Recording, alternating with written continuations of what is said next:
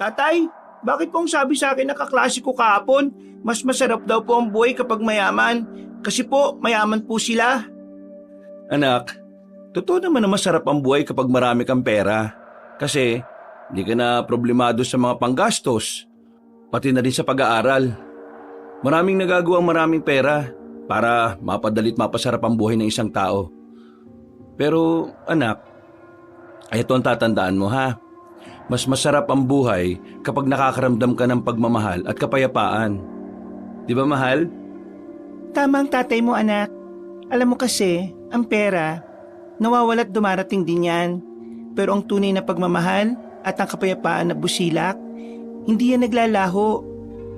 Ibig sabihin, kahit wala kang pera, basta may pagmamahal at kapayapaan, mabubuhay na ang isang tao? Anak, sa mundong ito na puno ng problema, hindi lang pagmamahal at kapayapaan ang bumubuhay sa isang tao. Maraming pangangailangan ng mga tao sa mundong ito. Pagkain, pag-aaral, inumin, tirahan, at pampagamot. Ibig sabihin, kailangan din ng tao ng pera para mabuhay. Pero dapat, naroon din yung pagmamahal at kapayapaan. Sa madaling sabi, dapat balance ang lahat. Paano po kapag gusto ko pong maraming sobrang pera? Wala namang pipigil sa iyo na maghangad ka ng mga bagay na gusto mong abutin eh. Lalo na ito yung pangarap mo. Pero iisipin mo rin palagi na ang kalabisan ay nakakasama rin sa isang tao. Yung kaklase ko po kasi mayaman eh. Ibig sabihin, nakakasama sa kanila ang pera? Hindi naman sa ganun anak. Ang pera kasi ay makakasama lang sa isang tao kung ito'y hindi niya gagamitin ng tama. Kagaya na lang ng pagsusugal, pagbili ng mga bagay na hindi naman kailangan, pagpapautang sa mga taong hindi marunong magbayad, paggamit nito sa drugs, pag bumibili ka ng mga, alam mo yun, pinagbabawal na gamot, at marami pang iba. Kaya ikaw, kapag dumating yung panahon na mayaman ka na, lagi mong gagamitin ang yaman mo sa tama. Opo, tay. Tutulong po ako sa mga mahihirap. Nako, saka mo naisipin yung ganyang bagay anak no?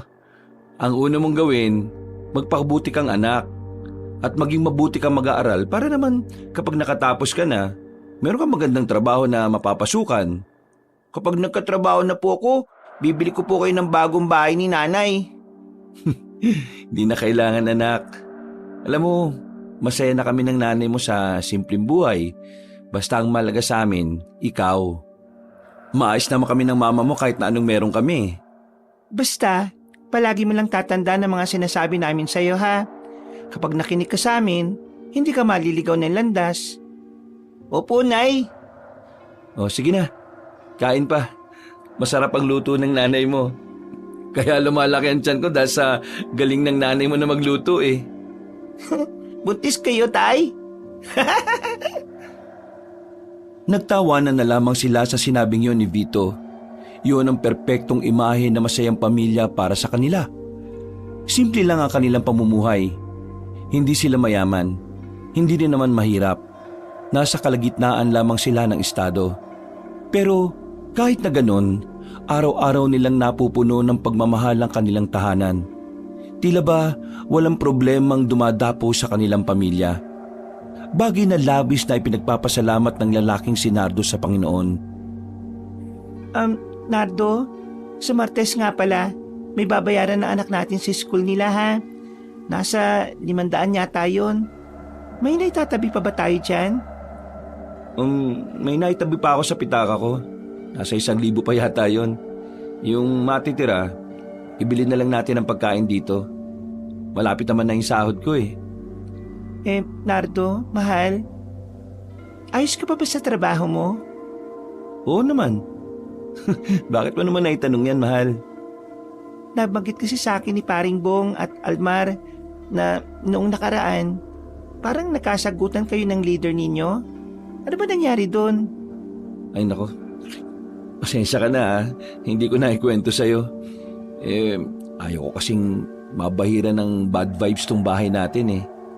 Pero since nasabi na pala nila pare, edi sasabihin ko na rin. Yung si Sir Jason, nagkasagutan lang kami kasi gusto niyang ilipat ako sa delivery team. Tumanggi ako. Kasi hindi naman yun ang trabaho ko eh. Kilala mo naman ako, di ba? Sa stock ako ng warehouse magaling. Ayun, nagalit. Hindi talaga ako pumayag. Nakakapagod kaya ang delivery. Pero ayos naman na kami. Nagpapansin na kami ulit. Sigurado ka dyan? Oo naman. Kahit itanong mo pa kina pare. Wala naman kasi silang sinabi sa akin na ayos na kayo ng leader nyo. Hindi yata nila alam kasi nito lang naman kami nagpansinan ng leader namin eh. Nag-aalala lang naman ako kasi baka mamaya pag initan ka. Huwag ka mag-alala. Hanggat ayos kami ng boss ko, walang sinabi yung leader namin. Niyakap na lamang ni Nardo ang kanyang asawa nung gabing yon. Hinalikan niya pa ito sa noo at sabay na rin silang pumasok sa loob ng bahay. Mga bandang 9:00 ng gabi, nauna nang nakatulog ang batang si Vito. Maaga pa kasi ang pasok nito kinabukasan. Si Nardo naman, nakahiga lang at hindi pa rin makatulog. Nakatingin lang ito sa kisame nila. Bigla na naman kasi itong naisip ang misteryosong bagay na nakita niya sa gubat noong nakaraan. Isang bagay na parang kahawig ng bahay ng mga bubuyog. Pero ang nakita niya ay parang nababalutan nito ng makapal na kaliskis. Hugis malaking itlog. Ginusto niyang kunin yon, pero natakot siya nang makita niyang umuga yon. Sa isip-isip niya, kung may lakas lang sana siya sa loob, inuwi na niya kung anuman ang bagay na yon. Napapailing na lamang ang lalaki. Niyakap na lamang niya ang asawa at kalaunan, nakatulog na rin siya. Kinabukasan, "O anak, galingan mo ngayon ha, pero huwag mo kakalimutan yung mga sinasabi namin palagi." Pwedeng galingan pero dapat makatao. Yan, ganyan dapat. Ang galing talaga ng anak natin, Nardo. Ang talino. Kanino pa ba magmamana yan? Di sa akin. Sabi po ng teacher namin, ang talino raw po ng isang bata ay namamana sa nanay at ang talento naman po sa tatay. Ay nako, wala pa namang talent ng tatay mo. Talent niyan, mang-asar. Uy, grabe. Magaling kaya ako kumanta. Tay, baka po umulan, wag na po. Nagtawanan na naman ang tatlo habang naglalakad sila. Nang makarating na sila sa terminal, dito na naghiwalay ang kanilang landas. Matapos makapagpaalam ng kanyang mag-ina, sinimulan na rin nila ang paglalakad. Malapit lang din kasi ang warehouse na pinapasukan niya. Habang tinatahak niya ang daan, nakasabay niya pa ang dalawang kumpare na kapwa niya rin katrabaho. Pare! Uy, himala, maaga yata kayo ah. Anong hindi aaga? Kinausap na kami ni boss. Kahapon nung umuwi ka, sinabihan kami na wag na kami papalit kasi baka matanggal na kami. Sira ulo kayo. Hindi nagsasalita ng ganun si boss no? Ibig sabihin, galit na talaga yun. Kaya nga magpapagood shot na muna kami. Pre, kwento na kaya natin kay Nardo. Ang alin? Yung nakita natin sa gubat? O puntahan na lang kaya natin para pakita sa kanya? Total, malapit lang naman sa warehouse eh.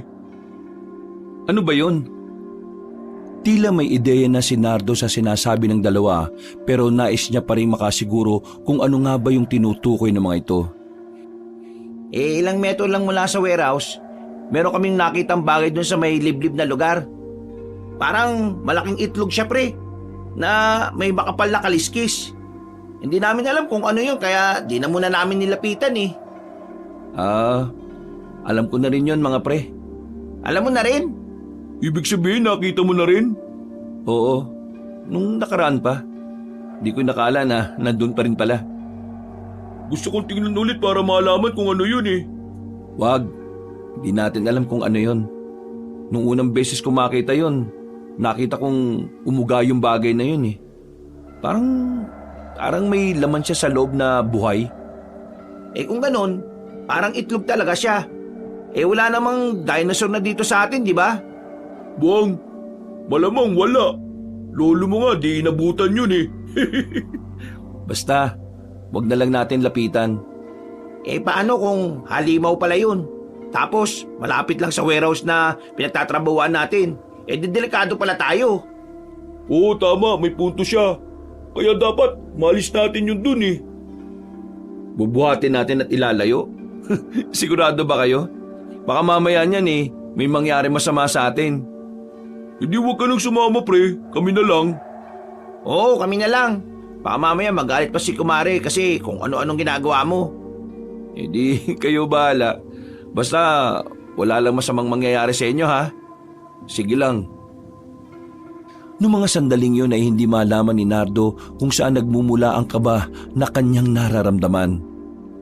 Pakiramdam kasi niya, may kakaiba talaga sa bagay na yon.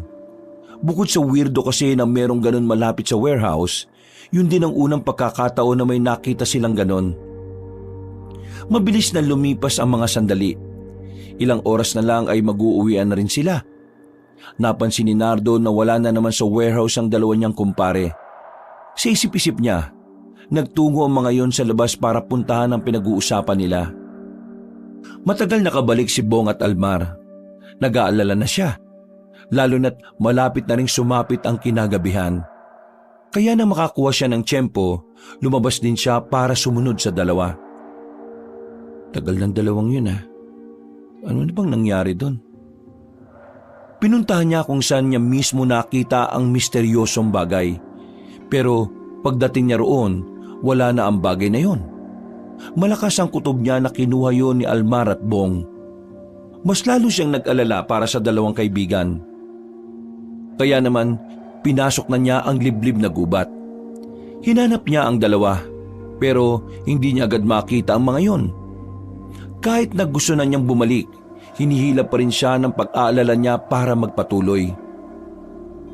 Almar! Bong!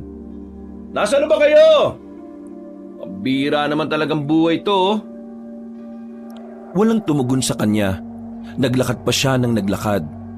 Hindi na niya namalaya na napapalayo na pala siya. Hanggang sa bigla na lamang niyang narinig ang sigaw ni Almar. Naalarma siya, kaya dali-dali niyang pinuntahan ang kanyang narinig. Nakasalubong niya ang kanyang kaibigan. Hinila siya nito para makapagtago. Ano bang nangyayari? Shhh! Huwag ka maingay. Nasaan si Bong? Sabi na nga huwag ka na munang maingay Nanahimik si Nardo.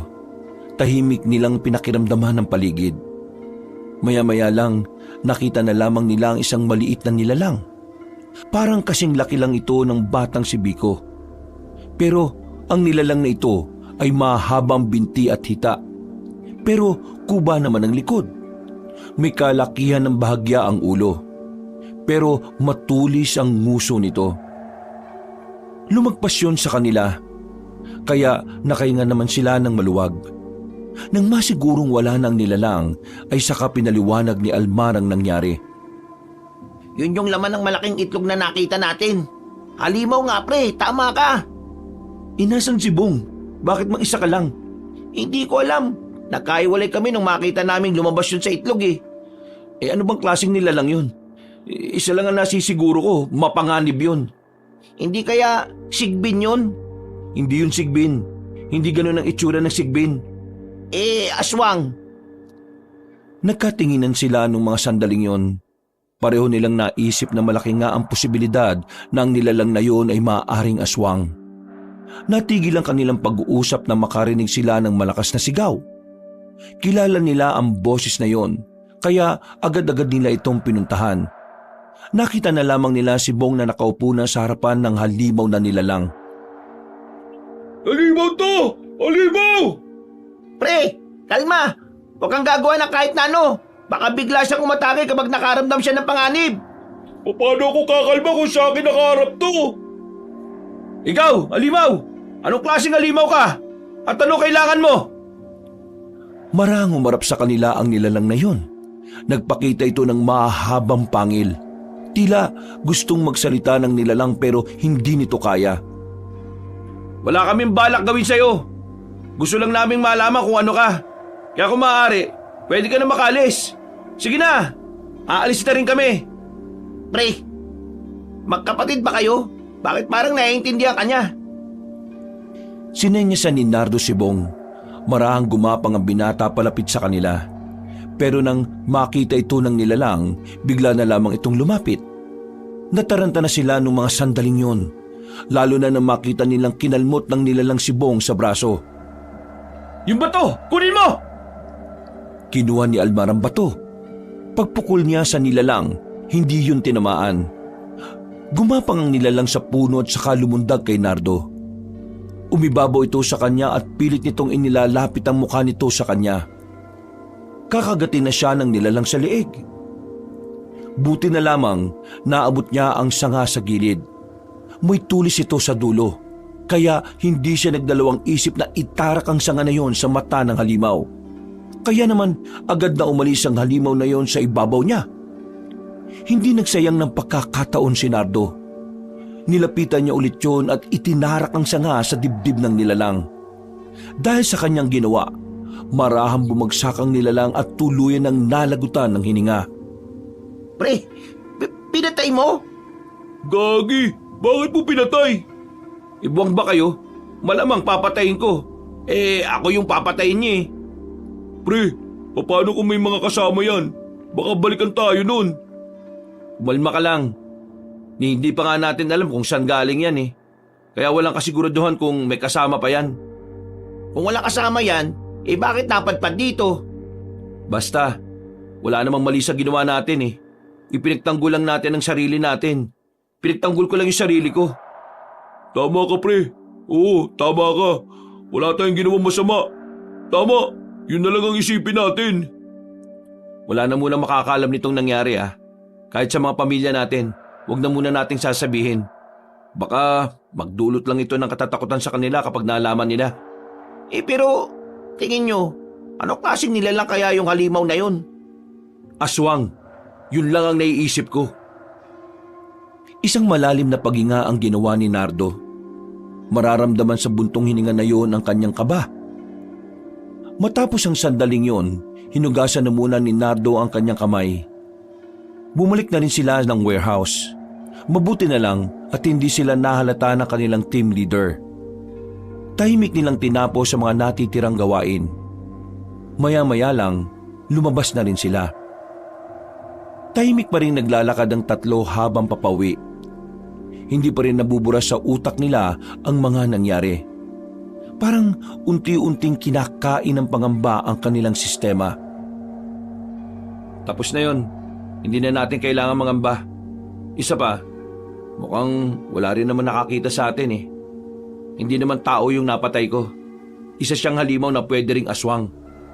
Tama lang ang ginawa ko. Kasi kung hindi ko ginawa yun, baka nilapa na rin kayo.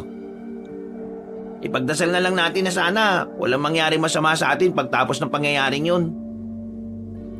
Nung oras na yon, pansamantalang nawala ang kanilang kaba nang meron silang nakasalubong na matandang kano. Puti na ang buhok nito at merong bigote na puti na rin. Ang suot nito ay parang pampormal. Mukhang disente. Napatingin sila sa matanda kasi kahit may edad na, ang lakas pa rin ang dating nito.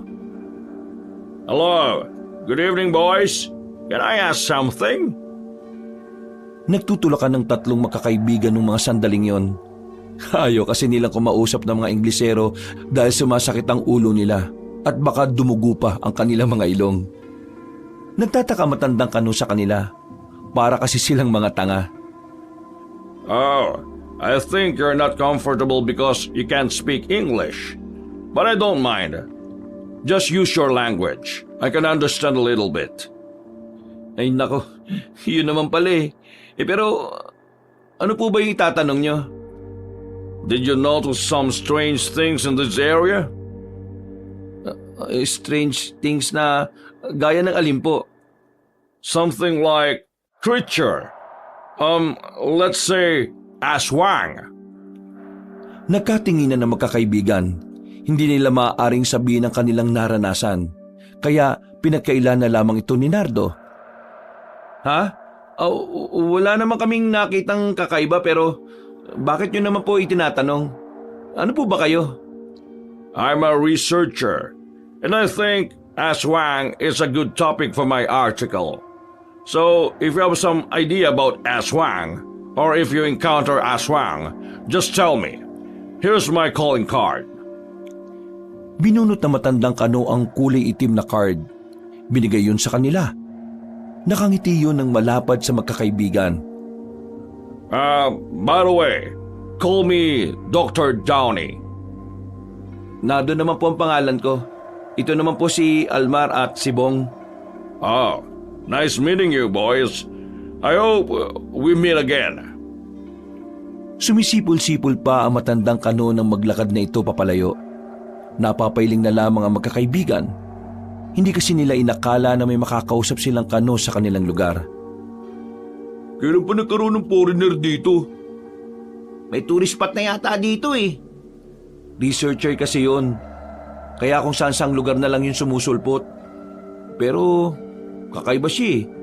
Sa dami ng pwedeng gawing article, aswang pa talaga. Ang tapang naman niya. Nagpatuloy na lamang ang tatlo sa paglalakad. Nang makarating na sila sa kanto ay nagkahiwalay na rin ang kanilang landas. Tinungo na lamang ni Nardo ang kanilang bahay dahil alam niyang nakauwi na rin ang kanyang mag-ina. Sa labas pa lang, napangiti na siya nang makita ang magandang ngiti ng batang si Vito. Tay, tingnan mo! Marami akong stars! Nakakuha siya ng perfect na grado kanina. Tuwang-tuwa sa kanya yung teacher niya eh. Wow! Galing naman ng anak ko. At dahil dyan, bukas ako ang mag-aatid sa'yo. Wala naman akong pasok bukas eh. Talaga po, Tay! Gusto ko po yan! Sus, kaya gusto mong si tatay mo magatid sa'yo kasi kung ano-ano na naman ang kakainin ninyo. Hindi, Nay! Kakain lang po kami ng malusog na pagkain. Malusog ba ang candy, anak? Makalipas ang ilang araw, naging abala ang lalaking si Nardo sa kanyang trabaho. Nalalapit na kasi ang recognition ng kanyang anak. At nagsisikap siyang makaipon para paghandaan ang mga parangal na tatanggapin ni Vito. Pre, nakita ko kanina listahan mo ah. Perfect attendance mo ah. Paldo-paldo ka na naman yan. Kailangan eh. Yung inaanak nyo kasi, second honor. Siyempre, proud ako dun. Kaya dapat, paghandaan ko ng ingrande yun. Sinasabi ko na nga ba't makakakuha ng medal yung si Vito eh. Matalinong bata talaga eh. Mana sa nanay. Uy, para ba namang sinabi na walang minanang talino sa akin yun, pre? Loko ka ah. Totoo naman eh. Sa'yo na nakukuha ang talino. Ay nako, ganyan din yung sinabi ni Vito sa akin eh. Kailan ba yung recognition ni Vito? Ako nang bahala sa inumin natin. Huy, okasyon ng bata yun, loko. Hindi sa atin. Hindi kailangan ng alak. Di, ako nang bahala sa cake. Ano? Kahit yung pinakamalaki pa. Ako nang bala sa pansit. Ba, mga galante tong mga ninong na to ah. Malabang, inaanak namin yun eh. O basta, ikaw na bala sa ibang putay ah. Kami na bala doon sa sinabi namin. Masayang natapos ang usapan na yon. Natuwa ang lalaking si Nardo. Kahit kasi hindi naman niya sinabihan ng dalawa, kusang loob nang nagsabi ang mga yon. Matagal na kasi niyang kaibigan si Bong at Almar. Parang magkakapatid na rin ang turingan nila. Kaya hindi na siya nagtataka kung bakit ganun na lamang ang trato ng mga kaibigan niya sa kanyang anak. Hinagabihan. Oh, yung tungkol dun sa halimaw na napatay mo pre. Wala namang bumalik sa atin, di ba? Ibig sabihin nun, nag-iisa na lang ang nilalang na yun. Hindi ko rin sigurado, pre. Pero kasi, wag muna tayong maging kampante. Hanggat maaari, palagi natin babantayan ang mga pamilya natin. Hindi natin alam kung baka mamaya, marami pala sila. Ang nabasa ko sa libro na nabili ko sa bayan nung Sabado, ang mga aswang daw, mabilis rumesbak. Kunwari, ngayon mo sila kinante. Kinabukasan, babawian ka na. Ilang araw na yung nakalipas eh. Baka mamaya, wala naman talagang kasama yun. Ang tanong, kung aswang ba talaga yun? Malakas ang kutob ko, aswang yun. Isang hindi pa nakikilalang uri ng aswang. Isang malalim na paghinga na lamang ang nagawa ng lalaking si Nardo. Sa totoo lang, Ilang araw na rin siyang hindi makatulog ng maayos kakaisip. Nababahala kasi siya na dahil sa kanyang pagpaslang sa nilalang na yon, bigla na lang silang balikan ng mga kasama nito. Hindi mawala-wala sa isip ng lalaki ang posibilidad na higit sa isa ang ganong klase ng nilalang. Kaya naman, hindi niya inalis ang mga hindi inaasahang pangyayari. Umuwi siya sa kanila. Nakapaghain na ng pagkain ng kanyang asawa. Matapos siya makapaghugas ng kamay, umupo na rin siya sa harapan ng lamesa. Masaya naman silang kumain. Kagaya pa rin ng mga gabing nakasanayan niya. Tawanan at kwentuhan lang ang maririnig sa hapagkainan. Pagkatapos ng kumain, kaunting pahinga, naghanda kagad sila sa pagtulog. Mahal, bakit hindi ka pa natutulog? Mag-aalas 2 na. Di ako makatulog eh. May gumugulo ba sa isipan mo? Ha? Wala naman. Baka hindi lang talaga ako makatulog dahil sa ininom kong kape kanina sa trabaho. Kape? Hindi ka naman nagkakape ah. Bakit ka na naman uminom? Kanina kasi, yung isa sa katrabaho namin may dalang kape. Nakakaya naman kung ako lang yung hindi titikim, di ba? Kaya nakisama na lang ako. Maya-maya, aantukin na rin naman ako basta higa lang ako. Sigurado ka ba? Gusto mong magpaantok? Magpaantok? Sumilay ang nakakalokong ngiti ni Nardo. At nung sandaling yon, nagsimula ang digmaan sa loob ng iisang silid. Tahimik lamang ang kanilang ginawa para hindi magising ang bata sa kabilang kwarto. Dahil doon, nakatulog na rin si Nardo. Kinabukasan ay nagising siya ng maaga para pumasok. Sabay-sabay na rin silang naglakad patungo sa terminal. O Vito, huwag ka masyadong pasaway sa school anak ha. Tandaan mo, kasama ka sa honors. Kaya dapat mabait ka lagi. Mabait naman po ako palagi, tay.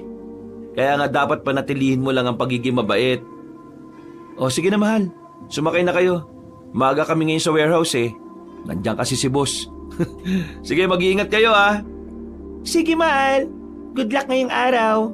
Mamaya magluluto ka ng paborito mong sinigang. Humalik pa ang binata sa babae. Isang malapad at matamis na ngiti ang pinakita niya sa kanyang mag-ina. Naglakad na rin siya patungo sa warehouse. Nagsisimula na ang kanilang meeting. Buti na lang ay hindi siya napagalitan. Pagkatapos, naging abala silang lahat sa kani-kanilang ginagawa. Marami-raming inilistang produkto ang lalaking si Nardo. Nawala na sila ng oras na mga kaibigan niya para magkwentuhan. Tutok ang lahat sa trabaho dahil nakabantay ang kanilang boss. Dakong 5:00 ng hapon, ilang minuto bago ang kanilang uwian, nakaramdam bigla si Nardo ng kaba na hindi maintindihan kung saan nanggagaling. Gusto mo, pre? Hindi. Busog pa ako eh. Ba't pala kayo kumakain ng chichirya eh? Nasa trabaho pa tayo. Wala naman na si boss eh, kaalis lang. Pambihira. Hinintay nyo lang talagang umalis eh, no? Pre, ayos ka lang ba? Bakit kasi parang balisa ka?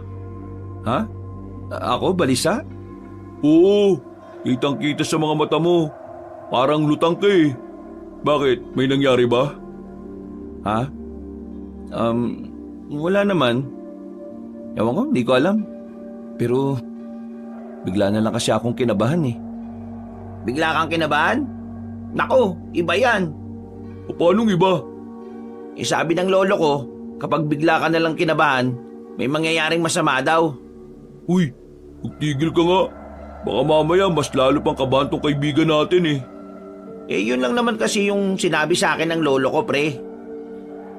Nardo, ang mabuti pa, huwag ka na munang sumama sa amin mamaya sa inuman pagkatapos natin dito. Umuwi ka na lang kaagad. Tumango na lamang ang lalaking si Nardo. Hindi niya pa rin talaga mapaliwanag kung bakit parang nababahala siya. Hanggang sa dumating na nga ang oras ng kanilang uwian. Nagmamadali na siyang makalabas. 6:00 na ng gabi noon. Weirdong tahimik ang buong paligid nang dumating siya sa kanilang bahay. Ellen? Mahal? Vito? Nandiyan ba kayo? Makilang beses niyang kinatok ang pintuan. Tumigil lang siya nang mapagtantong nakakandado pa rin ang bahay. Agad niyang naisip na hindi pa nakakauwi ang mag-ina. Pero nang mapatingin siya sa bandang kaliwa ng kanilang bahay, nakita niya ang sapatos ng kanyang anak na si Vito, ang kaliwang pares. Dito na siya nabahala. Vito? Anak? Ellen? Mabilis niyang nilakad ang iskinita sa gilid ng kanilang bahay. Inilabas niya ang flashlight na lagi niyang dala. Pagtutok niya ng ilaw sa likuran ng kanilang bahay, tila gumuho ang kanyang mundo sa kanyang nakita. Hindi niya matanggap ang kanyang nasaksihan. Isang trahedya ang bumungad sa kanya. Vito! Anak! Ellen! Lumapit siya. Sinubukan niyang gisingin ang kanyang mag-ina na naliligo sa sariling dugo. Pero kahit anong pagtugon ay wala na talaga. Nakita niya ang katawan ng dalawa na may mga kalmot. Butas din ang tagiliran at mayroon pang nakalitaw na laman loob. Hindi! Hindi ito pwede! Ellen! Bakit? Vito! Missing kayo! Anak! Bakit? Halos mabaliw-baliw ang lalaki sa kakaisip. Halos masiraan na siya ng bait habang yakap-yakap ang kanyang mag-ina. Hindi niya inakala ng umaga ay huli na niyang makikita ang kanyang mag-ina. Iyak lang ng iyak si Nardo. Hanggang sa nalaman na nga rin ng mga kalapitbahay nila ang nangyari.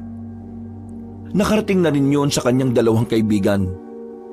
Sa sobrang sakit na nangyari, hindi na niya namalayan ang mga nangyayari sa paligid. Nakarating na ang mga pulis. Iniimbestigahan na ang mga nangyari. At ayon din sa kapitbahay nilang nakakita, merong 4 na lalaki ang pumasok sa loob ng kanilang bakuran. Kararating lang din daw na mag-ina nung mga sandaling yon. Ayon sa mga pulis, posibleng pagnanakaw lang ang pakay ng mga suspek. Pero maaring nanlaban ng babaeng si Ellen kaya nahantong sa patayan. Pero iba ang nasa isip ni Nardo nang mahimasmasa na siya. Kakaiba ang mga nakita niyang sugat sa katawan ng kanyang mag-ina. Hindi tao ang gumawa ng mga yon. Hindi mga pangkaraniwang nilalang. Pre, uminom ka na muna ng tubig. Oo pre, nanunuyo na rin yung labi mo. Tinanggap ni Nardo ang tubig pero hindi ito nagsalita. Nakaupo lamang ito sa gilid ng kalsada habang nasa harapan ng morgue. Tulala at walang ibang naglalaro sa kanyang isipan kundi ang huling mga sandali na nakasama niya ang kanyang mag-ina. Mga aswang. Anong sabi mo, pre? Mga aswang. Sila lang ang nakikita kong pumatay sa mag-ina ko. Pero ang sabi ng mga pulis, pagnanakaw daw yung naging dahilan kung Nakita ko ang mga sugat nila. Hindi pangkaraniwan. Butas ang tagiliran nila at parang dinukot ang mga laman loob. Hindi ito pagnanakaw. Hindi. Aswang. Sila ang pumaslang sa mag-ina ko. Sila ang kumuha ng buhay ng mag-ina ko. Almar, Bong, gumaganti na sila. Ginantihan na nila ako. May aswang ding nakakita sa ginawa ko. Pinatay nila ang mag-ina ko.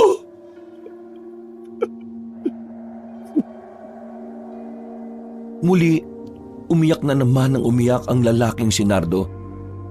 Tila hindi na ito napagod. Halos hindi na nga rin ito makahinga. Kalaunan, nawalan na rin ito ng malay.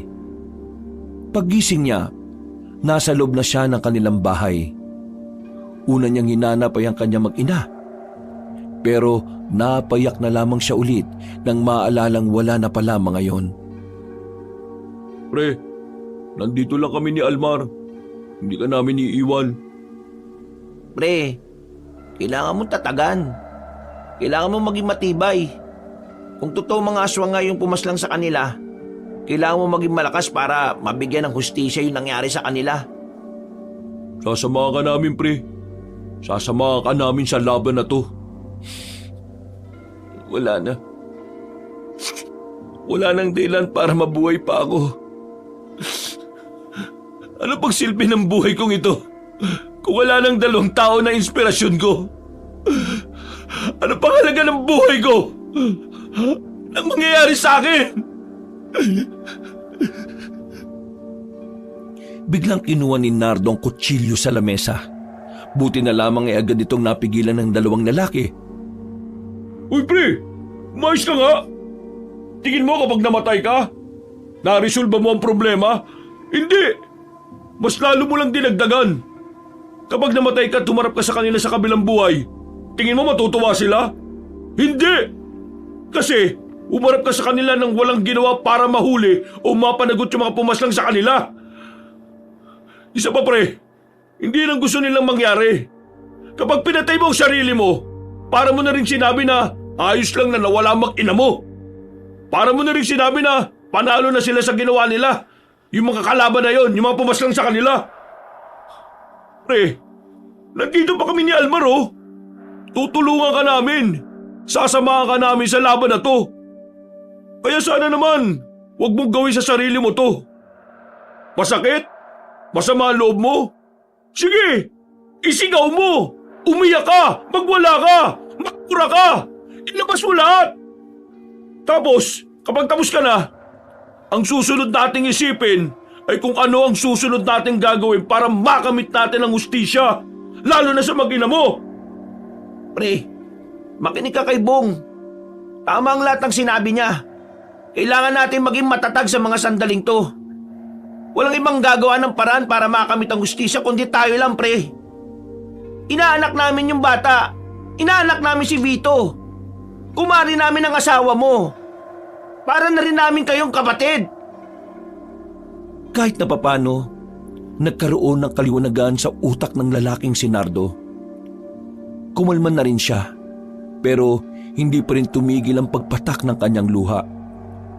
Halos buong araw siyang umiiyak.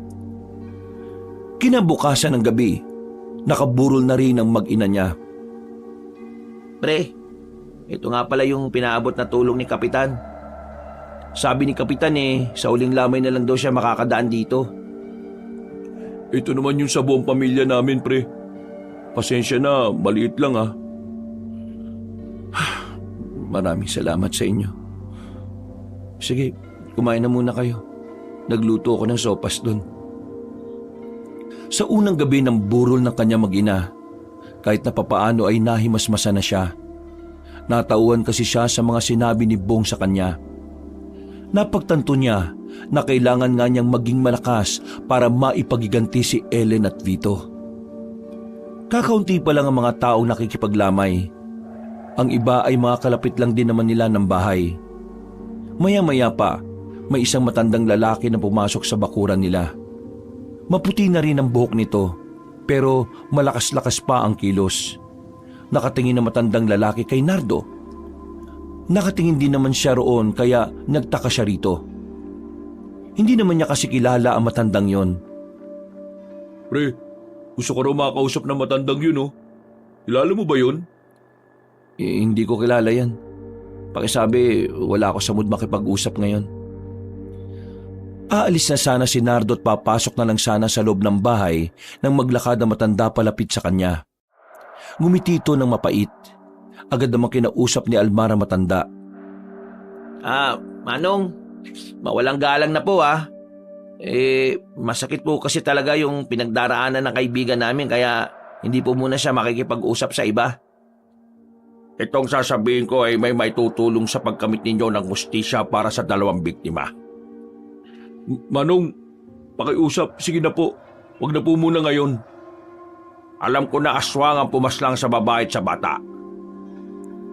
Nang sabihin niyo na matandang lalaki, agad na napatingin ng ibang tao na naroon. Nakuha rin ito ang atensyon ng lalaking si Nardo. Nagtataka niya itong tiningnan. Kung gusto mong malaman ng iba pang detalye, gusto ko sanang sabihin sa iyo na walang ibang makakarinig. Sige, Sumunod kayo sa akin sa loob. Isinirado nila ang pintuan, pati na rin ang mga bintana. Interesado ang lalaking si Nardo sa sinabi na matanda. Sa pagiging desperado kasi nito, lahat ng paraan ay susubukan niya para lang maipagiganti ang kanyang mag-ina. Siguraduhin niyo lang na may mapapala ako sa sasabihin niyo kasi ayaw ko nagsasayang ng oras. Bago ang lahat, nais ko lang munang magpakilala. Ako nga pala si Elias. Isa akong manunugis. Isa akong pinuno ng grupo namin. Nang malaman ko ang nangyari dito, agad ako nag-imbestiga. Tinignan ko ang paligid ng inyong bahay. At ito nga ang nakita ko. Isang pangil ang pinakita sa kanila na matandang lalaki. Nasa 1.5 pulgada ang haba nito. Ang pangil na ito ay pangil ng aswang. Lumalabas na nanlabad nga ang babae. Meron siyang naipalong matigas na bagay sa bibig ng aswang kaya natanggal ang pangil na ito. Ang aswang na pumaslang sa mag-ina mo ay hindi ko patukoy kung ano ang uri. Parang bagong uri ito ng aswang. Pero bago tayo pumunta sa usapan kung paano natin sila matutugis, gusto ko na munang malaman kung bakit inatake ng mga nilalang na yon ang babae at ang bata. Mukha naman kasing wala silang dahilan para paslagin ng dalawa kung wala naman kayong ginawa. Meron kaming nakitang parang malaking itlog na malapit sa trabaho namin. Pero yung itlog pala na yon, may laman na halimaw. Inatake kami ng halimaw. Muntikan na ako mapatay. Kaya ang ginawa ko, pinatay ko rin yung halimaw na yon. Inunahan ko na. Tingin ko, aswang yung halimaw na yon eh. Sila ang gumanti sa akin. Apo ng reyna ng aswang ang napaslang mo. Apo? Ibig sabihin po nito, talagang marami ang mga aswang? Kung apo nga yun ang reyna ng aswang, bakit naman nandun lang sa gubat yung itlog na yun? Merong mga magsasaka nakatuklas sa itlog. Nakatago lang kasi yun sa isang kuweba. Nang makuha nila yon, akala nila itlog yun ng isang hayop na matagal nang wala sa mundo. Dinala nila ang itlog. Pero sa kasamaang palad, isa-isa silang pinatay ng mga aswang. Pero tingin ko, isa sa mga magsasaka ang nakaligtas at nailayo pa ang itlog. Yun ang dahilan kaya nakarating malapit sa inyo ang apo ng reyna ng mga aswang. Ano pong kailangan kong gawin para mapatay ang mga tarantadong yun? Kailangan mo matuto kung paano sila papatayin. Sige po. Sabihin niyo lang kung saan ko sila mahahanap at papatayin ko sila. Tatattarin ko sila ng taga sa katawan. Hindi ganon kadaling paslangin ng mga aswang, iho. Kagaya natin, may kakayahan rin silang makapag-isip ng maayos at makagawa ng magagandang plano. Kaya naman, hindi niyo ba ako naintindihan? Wala akong pakialam kung gaano sila kabangis. Sabihin niyo sa akin kung nasan sila at ako na mismo ang pupunta para patayin sila. Iho, mag-isip ka nga, lalaki ka! Natigilan si Nardo. Nanlalaki ang kanyang mga mata nang sigawan siya ng matandang lalaki. Hindi niya kasi inaasahan na magagalit ito sa kanya. Naiintindihan ko ang sakit na nararamdaman mo. Hindi! Hindi mo naiintindihan! Maiintindihan mo lang ako kapag naranasan mo na rin ang naranasan ko! Pre, kumalma ka naman. Pre, tinutulungan na tayo ng matanda, oh. Kaya nga kita naiintindihan eh. Dahil naranasan ko ang naranasan mo ngayon. Hindi lang isang beses, hindi lang dalawa, kundi maraming beses na. Natameme ang lalaking si Nardo sa kanyang narinig. Nakita nilang bumakas ang lungkot sa mukha na matanda. Para bang malaking sampal yun kay Nardo. Pinata pa lang ako, gawain ko na itong pagpapaslang ng mga aswang. Parang tawag na ito ng tungkulin sa akin kaya hindi ko na tinanggihan. Dahil sa pagiging manunugis ko, unang nawala sa akin ang kasintahan ko na dapat ikakasal na kami kinabukasan. Pangalawang nawala sa akin ay ang mga magulang ko na pinaslang sila ng mga aswang sa mismong harapan ko habang nakagapo sa mga kamay ko. Pangatlong beses. Sinunod naman nila ang mga kapatid ko na nasa malayong lugar. Akala ko hindi na sila mapapahamak dahil inilayo ko na sila. Pero pagdating ko sa bahay nila, lahat sila nakahandusay sa bakuran. Ang 4 kong kapatid na mas bata sa akin, brutal na pinatay ng mga aswang. Nasundan pa ng nasundan ang mga ganoong pangyayari. Lahat ng mahal ko sa buhay, inubos ng mga aswang. Kaya ngayon, mag-isa na lang ako. Wala na akong pamilya o kadugo. Ngayon, sabihin mo sa akin kung paanong hindi ko maiintindihan ang nararanasan mo. Sabihin mo sa akin kung hindi tayo pareho ng nararamdaman. Ang pagkakaiba lang natin, ilang araw mo palang nararamdaman ang kawalan. Habang ako, maraming taong ko na itong iniinda. Pero wala akong magawa kundi magpatuloy. Kasi ito lang ang natataging paraan para mabigyan ko ng hustisya ang kamatayan nilang lahat. Hindi na nakapagsalita pa si Nardo. Napayuko na lamang ito at naiyak. Hindi nito alam ang kanyang sasabihin. Punong-puno ng galit ang kanyang kalooban. Minsan, kailangan mong tanggapin ang mga pangyayaring hindi mo na may babalik. Nang sa ganon, mapagtanto mo na hindi mo kailangang sisihin ang sarili mo. Walang madali sa mundong ito. Kaya ang pagtanggap sa kawalan ay magiging mahirap. Pero mas magiging mahirap ito kung patuloy mong ilulubog ang sarili mo, iho. Hindi tayo magkakilala. Ang dahilan kung bakit kita nilapitan ay dahil ramdam ko ang nararamdaman mo. At alam kong iisa lang din naman tayo naglayunin. Kaya naman, pagtapos ng burol ng mag-ina mo, pumayag ka. Sumama ka sa akin at tutulungan kitang mabigyan ng hustisya ang kanilang kamatayan. Sige po. Ituro niyo sa akin ang lahat ng kailangan ko malaman.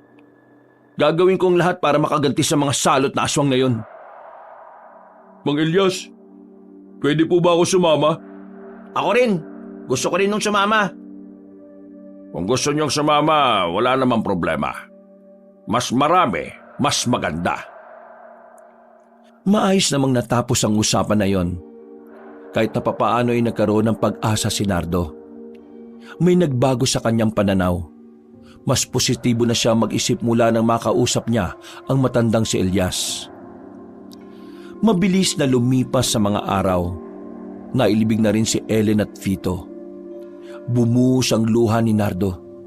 Pero pinangako niya sa sarili niya na yun na ang huling sandali na iiyak siya. Dahil sa mga sumunod na araw, mas magiging mabangis at matapang na siya. Gagawin niya ang lahat ng ito para panagutin ng mga aswang sa nagawa ng mga yon sa kanyang mag-ina. Pre, kami na dyan. Magpahinga ka na lang muna. Kanina ka pa kilos ng kilos bago tayo umalis eh. Oo nga pre, kami na muna. Hindi. Kailangan ko tong gawin. Ito na lang yung huling pagkakataon na pagsisilbihan ko ang mag-ina ko. Eh kung yan ang gusto mo, edi sige. Hindi ka na muna namin kukulitin. Arimbong, Almar, maraming salamat ah. Alam niyo kung wala kayo, baka tuluyan na akong nabaliw sa pagkawala ng mag-ina ko. Eh di ba sinabi naman namin sa'yo? Kasama mo naman kami palagi.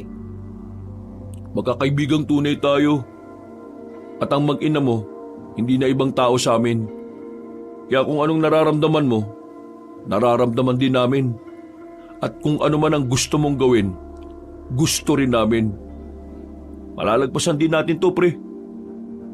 Kinabukasan, 2:00 pa lang ng hapon ay binalikan na sila ng matandang si Elias. Sinundo na sila nito para isama sa lugar ng mga manunugis.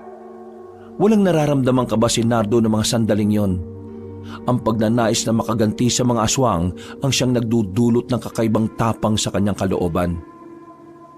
Mang Elias, ganito ba palagi kalayo yung nilalakad ninyo? Oo. May mas malayo pa nga rito ako nilakad eh. Hindi kayo napapagod?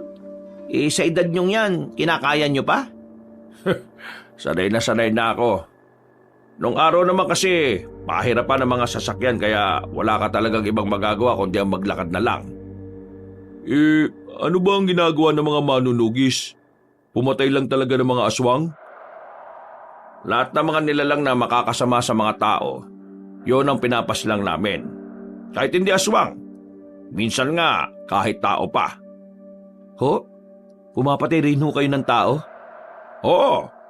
Pero yung mga taong salot lang Yung mga taong nagdudulot ang paghihirap sa iba. Ang salitang manunugis sa amin ay malawak. Hindi lang ito pang aswang. Pangkalahatan ito. Nakakatakot pa lang samahan ninyo? Ay bakit ka naman matatakot kung alam mo namang sa sarili mo na wala ka namang ginagawang masama? Oo nga.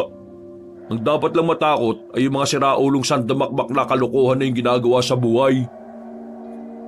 Malapit na tayo. Ipapakilala ko kayo sa lahat Pati na rin sa dalawa pang kapwa ko pinuno. Hindi na nagtagal ay narating na rin nila ang maliit na baryo na kung saan halos lahat ng naroon ay puro manunugis.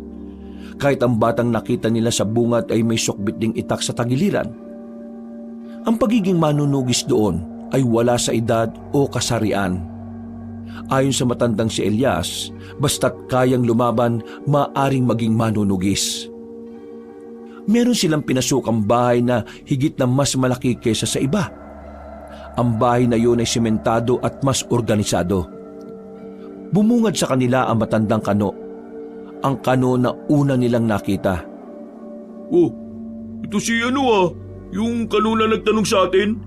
Oo nga, anong ginagawa niya rito? Mr. Downey, bakit ka narito? Akala ko ba researcher ka? Tumawa ng malakas ang kano at saka umalis sa trono na kinauupuan. Lumapit ito sa kanila at isa-isa silang tinapik sa balikat. My friend, Elias, this is unexpected. Mukhang nakausap ko na sila noon Sila ang bago natin makakasama. Si Nardo, pinatay ng mga aswang ang mag-ina nila. Hindi ko alam na manunugis ka rin pala. Kung nung unang pagkikita natin sinabi na pala namin ang tungkol sa aswang, baka hindi na kami humantong sa ganito. Well, that's in the past now. Let's focus on what we can do now. By the way, I'm the second leader of our organization. I can help you in every way I can. Let's do this, my boys. Saktong-saktong dating mo, Mr. Dang. Narito na mga bago nating makakasama. Nasabi ko na sa iyo nangyari kaya alam ko nang kilala mo na sila kahit na papano. Maganda hapon. Ako tuwa kayo dito na. Ang pangalan ko, Mr. Dang. Half Chinese, half siraulo. Ako pangatlo pinuno aming samahan. Kaya ako rin makatulong sa inyo kung ano inyo gusto mangyari. Sandali lang. Ano ba to? Ikaw Pilipino ka, di ba? Oo naman, bakit? Chinese, Amerikano. Totoo ba talaga magkakasama kayo? Bakit? Hindi ba pwede? Hindi lang ako makapaniwala na isang inchik at kano ay manunugis din pala. Matagal ko na silang kilala. Nasa 2 dekada na rin. Pero itong si Mr. Downey, kahit na anong gawin niya, hindi siya natutong magsalita ng Tagalog. Parang isinumpa yata yan ang mangkukulam na niloko niya noon Ito naman si Mr. Dang, natutong magtagalog. Ang kaso nga lang, baluktot pa rin magsalita hanggang ngayon. Pilipit talaga ang dila kahit na anong gawin Pero ang mahalaga naman dito, nakakaintindi sila ng Tagalog, lalong-lalo na si Mr. Downey. Ayos kakaiba. Ngayon lang ako nakakita ng ganito. Well, it's not about our nationality. It's about killing the aswang so we can live in peace. Kami tagal na laban sa aswang. Pero habang tagal, mga aswang nakakaloon din utak. Kaya nila isip ano maganda gawin. Kaya kami, medyo ilap. Pero ngayon, kami na alam kung ano maganda gawin. Kami alam na kanila kuta. Alam lang namin kung nasaan sila. Ang kailangan na lang naming hintayin makapagparami ng bilang at maturuan silang lahat. Hindi basta-basta ang bilang nila Magiging madugo ang labanan. Kailan tayo magsisimula sa pagsasanay namin? Mamayang gabi, sisimulan na natin ang unang kabanata ng pakikibakan nyo sa mga nilalang na matagal nang dapat nasa hukay. O ano, handa na ba kayo? Handang-handa na ho ako. Mahirap ba yung practice? Hindi naman. Nakakapagod lang talaga. Nakakapagod lang pala di walang problema.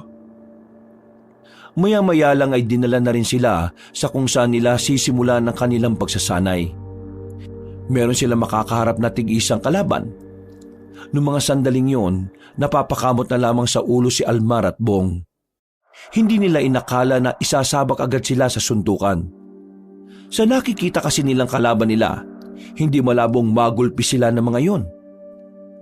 Sanay naman ako makipagsuntukan kaso bata pa ako noon Hindi ko alam kung marunong pa ako sumuntok. Okay, you may now begin the fight. Ano? Fight agad? Akala ko practice lang. Hindi nagtagal, lumusob na sa kanila ang mga katapat nila. Kagaya ng inaasahan, unang minuto pa lang ay bugbog sarado na kaagad sila. Hindi nila magawang patamaan ang kanilang mga kalaban. Kalkulado kasi ang galaw ng mga yon. Mabibilis at talaga namang biyasa na sa pag-ilag. Pampira naman buhay to. Anong klaseng pagsasanay ito? Akala ko ba tuturuan niyo muna kami bago niyo kami salang sa mga ganito? Kami wala sabi ganon Kami sabi namin turuan kayo paano lalaban. Nasa na yung turo ninyo? Ibugbog na kaya kami. Just fight and stop complaining, okay? Kailangan yung matapos ang 3 minutong sparring bago natin simulan ng tunay na pagsasanay. Mang Elias, para sa batong bugbugan na ginagawa namin? Para malaman nyo kung anong lakas ang dapat nyong anukin. Alright! Face your enemy! Pagharap nila sa mga katapat nila, ay nasipa na sila ng 3 iyon. Literal na wala silang kalaban-laban. Kada suntok nila ay walang tama. Wala ring kalakas-lakas. Kaya naman matapos ang 3 minuto, puro sakit ng katawan lang ang kanilang naramdaman. Matapos yun, dinala na muna sila sa isang hot spring na malapit lang din sa baryong yun. Ipinalublob doon ng kanilang katawan. Magbabad lang kayo dyan hanggang mamayang 9:00. Makakatulong ang mainit na tubig dito para mas madaling mawala ang mga pasadin nyo at gumaling ang mga lamog ng katawan. Mang Elias, ganun ba talaga ang pagsasanay sa inyo? Kailangang mabugbog muna? Agaya na nga na sinabi ko kanina, sinusukat nyo kung ano ang lakas na kailangan nyong arukin. Bukas, maga kayong gigising. Sisimulan na ninyo ang tunay na pagsasanay. Sigurado ba talaga kayo dyan? Mga mamaya, bugbugan na naman Natatawa na lamang sa kanila ang matandang lalaki. Makalipas ang ilang oras ay natapos na rin sila doon. Agad-agad na rin silang umalis at nagbihis. Pagbalik nila sa baryo, sinalubong sila ng matandang incheck na si Mr. Dang. Buti naman kayo, ayos na. O ito, inom niyo ito. Sabay niyo tubig. Para saan naman tong inumin na to? Kapag inyo inom-inom yan, mabilis silong bugbog. Masalap din inyo tulog. At bukas pag kayo gising, kayo magaan din pakiramdam. Huwag kayo mag-alala. Dito amin, ako pinakahusay gawa herbal. Kung ayaw nyo maniwala, pwede nyo tanong sa iba rito. Hindi. Tatanggapin na po namin to. Maraming salamat po, Mr. Dang. Ikaw ba na wala na asawa at anak? Ikaw ba yon? Opo, ako nga po. Bakit to? Huwag ikaw alala. Ako tutulong sa iyo. Meron ako bigay sa iyo maganda sandata. Pagkatapos mo sa ensayo, saka ko bigay. Naglakad na rin ang matandang inchik palabas ng bahay na yon. Nakibit-balikat na lamang si Almar at Bong. Nang makahiga na sila, naramdaman ni Nardo na tila ba nabawasan na nga ang sakit ng kanyang katawan. bigla niyang napagtanto na parabang may hiwaga nga ang tubig na kanilang nilubluban. Hindi nagtagal ay nakaidlip na rin ang lalaki. 5:00 pa lang ng umaga, ginising na sila ni Mang Elias. Nagtungo sila sa isang tuyong ilog. Naroon na rin ang ibang manunugi sa nag-iinsayo. Naroon din si Mr. Downey at si Mr. Dang. Ngayong araw ay gagawin na natin ang inyong unang pagsasanay. Sisimulan na natin sa pinakapangkaraniwang kaalaman na dapat inyong matutunan. Pinahawakan na rin sila ng sandata noong mga oras na yon. Maya-maya pa, sinimulan na rin nila ang pagwasiwas nito. Si Mang Elias mismo ang nagturo sa kanila. Nung una ay nahihirapan pa sila. Halos sumakit na rin ang ulo sa kanila ni Mang Elias. Pero habang tumatagal ay unti-unti na rin nilang nakukuha kung papaano. Mabilis na lumipas sa mga oras. Ginanahan na ang magkakaibigan. Nagagawa na nila ng maayos sa mga natutunan nila. At sa pagdaan ng ilang araw, masasabi ni Nardo na malaki na rin ang pinagbago nila. Kitang-kita ang kanilang improvement mula sa galaw at pag-ilag. Nagpahinga ang tatlo matapos gawin ng ilang rounds na tinuro sa kanila ni Mang Elias. Hinihingal pa sila at tagaktak ang mga pawis. Excited na talaga akong sumalang sa laban. Ano kayo mangyayari sa atin, no? Uy, huwag kang excited. Kala mo siguro simpleng suntukan lang ang sasalangan natin. Mga aso nga makakalaban natin, uy. Alam ko naman yun eh. Ang mahalaga ngayon, meron na tayong mga nalalaman kung paano makipaglaban. Napalingon sila sa gilid nang makita nilang may isang lalaking dumating. May sinabi yun sa 3 matanda. At base sa mukha ng mga yon, tila hindi magandang balita ang kanilang narinig.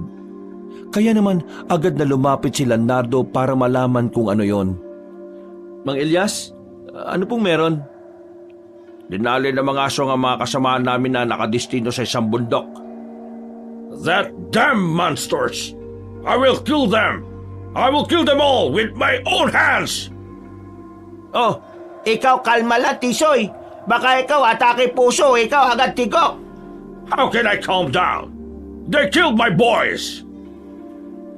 Mga bata niyo ba yung pinaslang ng mga aswang? Mga tauhan niya nakadestino ron.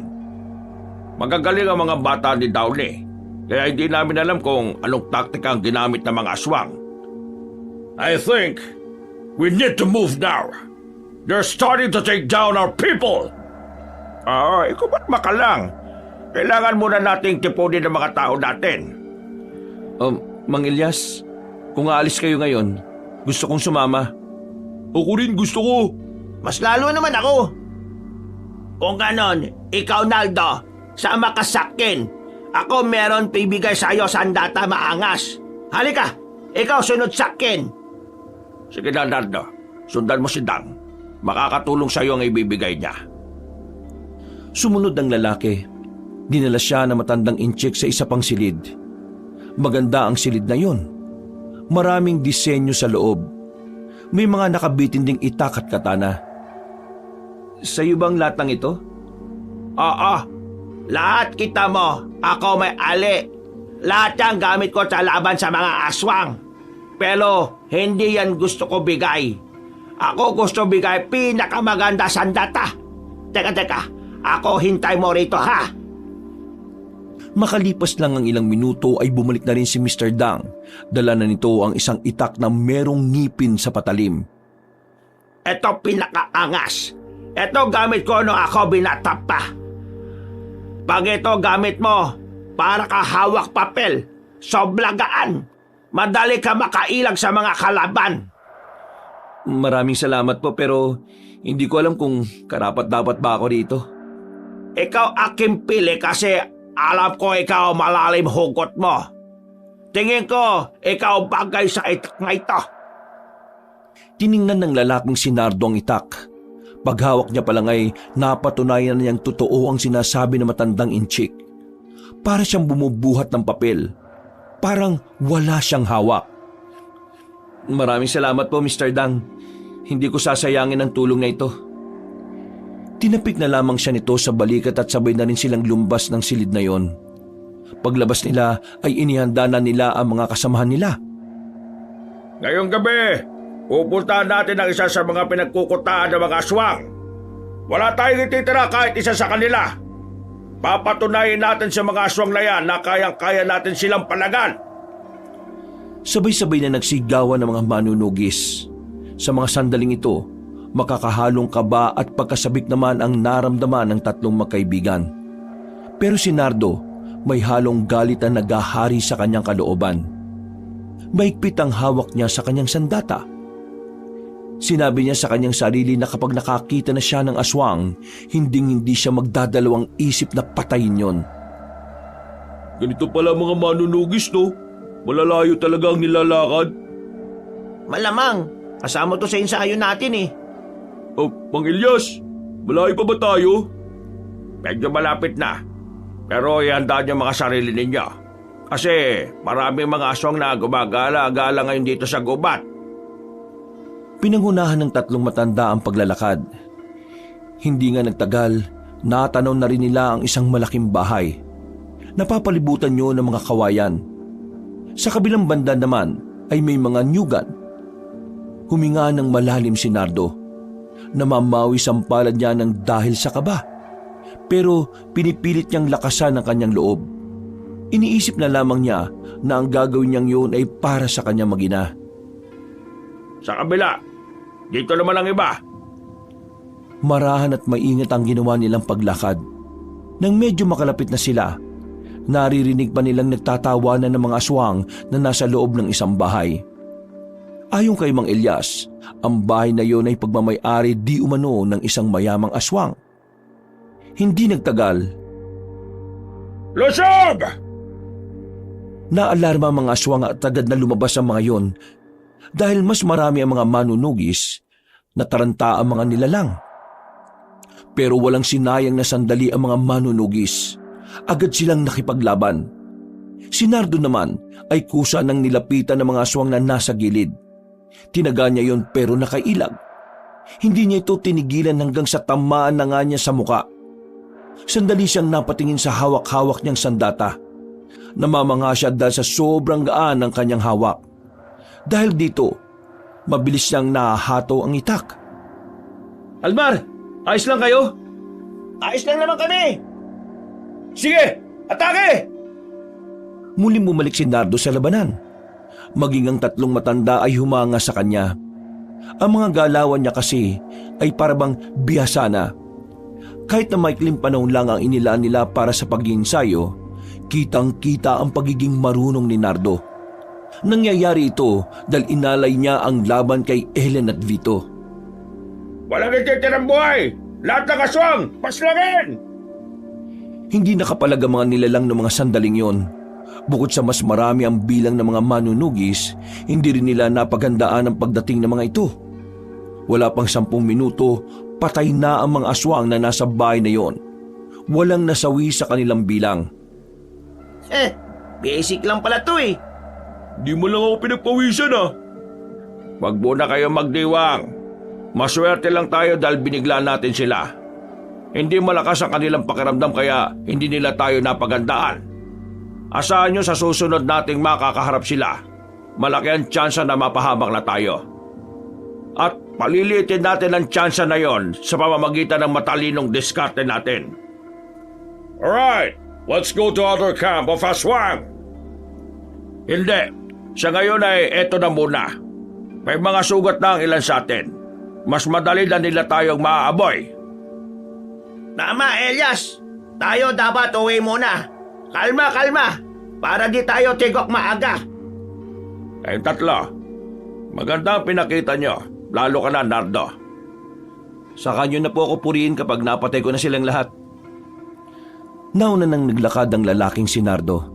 Napapailing na lamang ang dalawang kaibigan nito. Lalayan nyo ang kaibigan nyong yon sa oras na lumaban ulit tayo. Kung ang pundasyon ng pakikipaglaban niya ay galit at pagiganti, mahirapan siyang makuha ang tagumpay at hustisya. Lahat ng lumalaban ng sandata ay emosyon, maagang namamatay. Tandaan nyo, utak ang pinapagana sa mga ganitong sitwasyon. Tumango na lamang si Almar at si Bong. Umalis na rin sila roon at bumalik sa kanilang kampo. Matapos ang kanilang pakikipaglaban sa unang kuta ng mga aswang, noong gabing yun ay napag-isipan ni Nardo na bumalik na muna sa kanilang bahay. Bigla lamang kasi niyang naalala ang masasayang sandali na kasama niya si Ellen at Vito. Pagpasok niya ng kanilang bakuran, napangiti na lamang siya ng mapait. Naglakad siya palapit sa pintuan, tuminga ng malalim.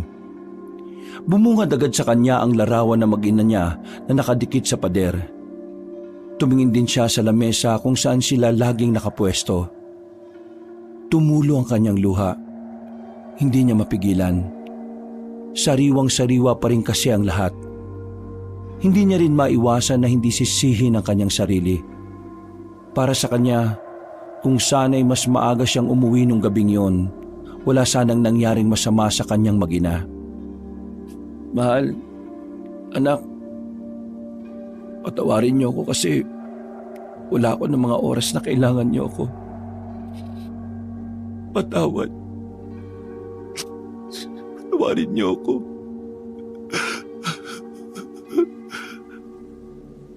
Bumuhos na naman ang kanyang luha. Namalayan na lamang niya na nasa tabi na niya ang dalawang kaibigan at pilit pinapalakas ang kanyang loob.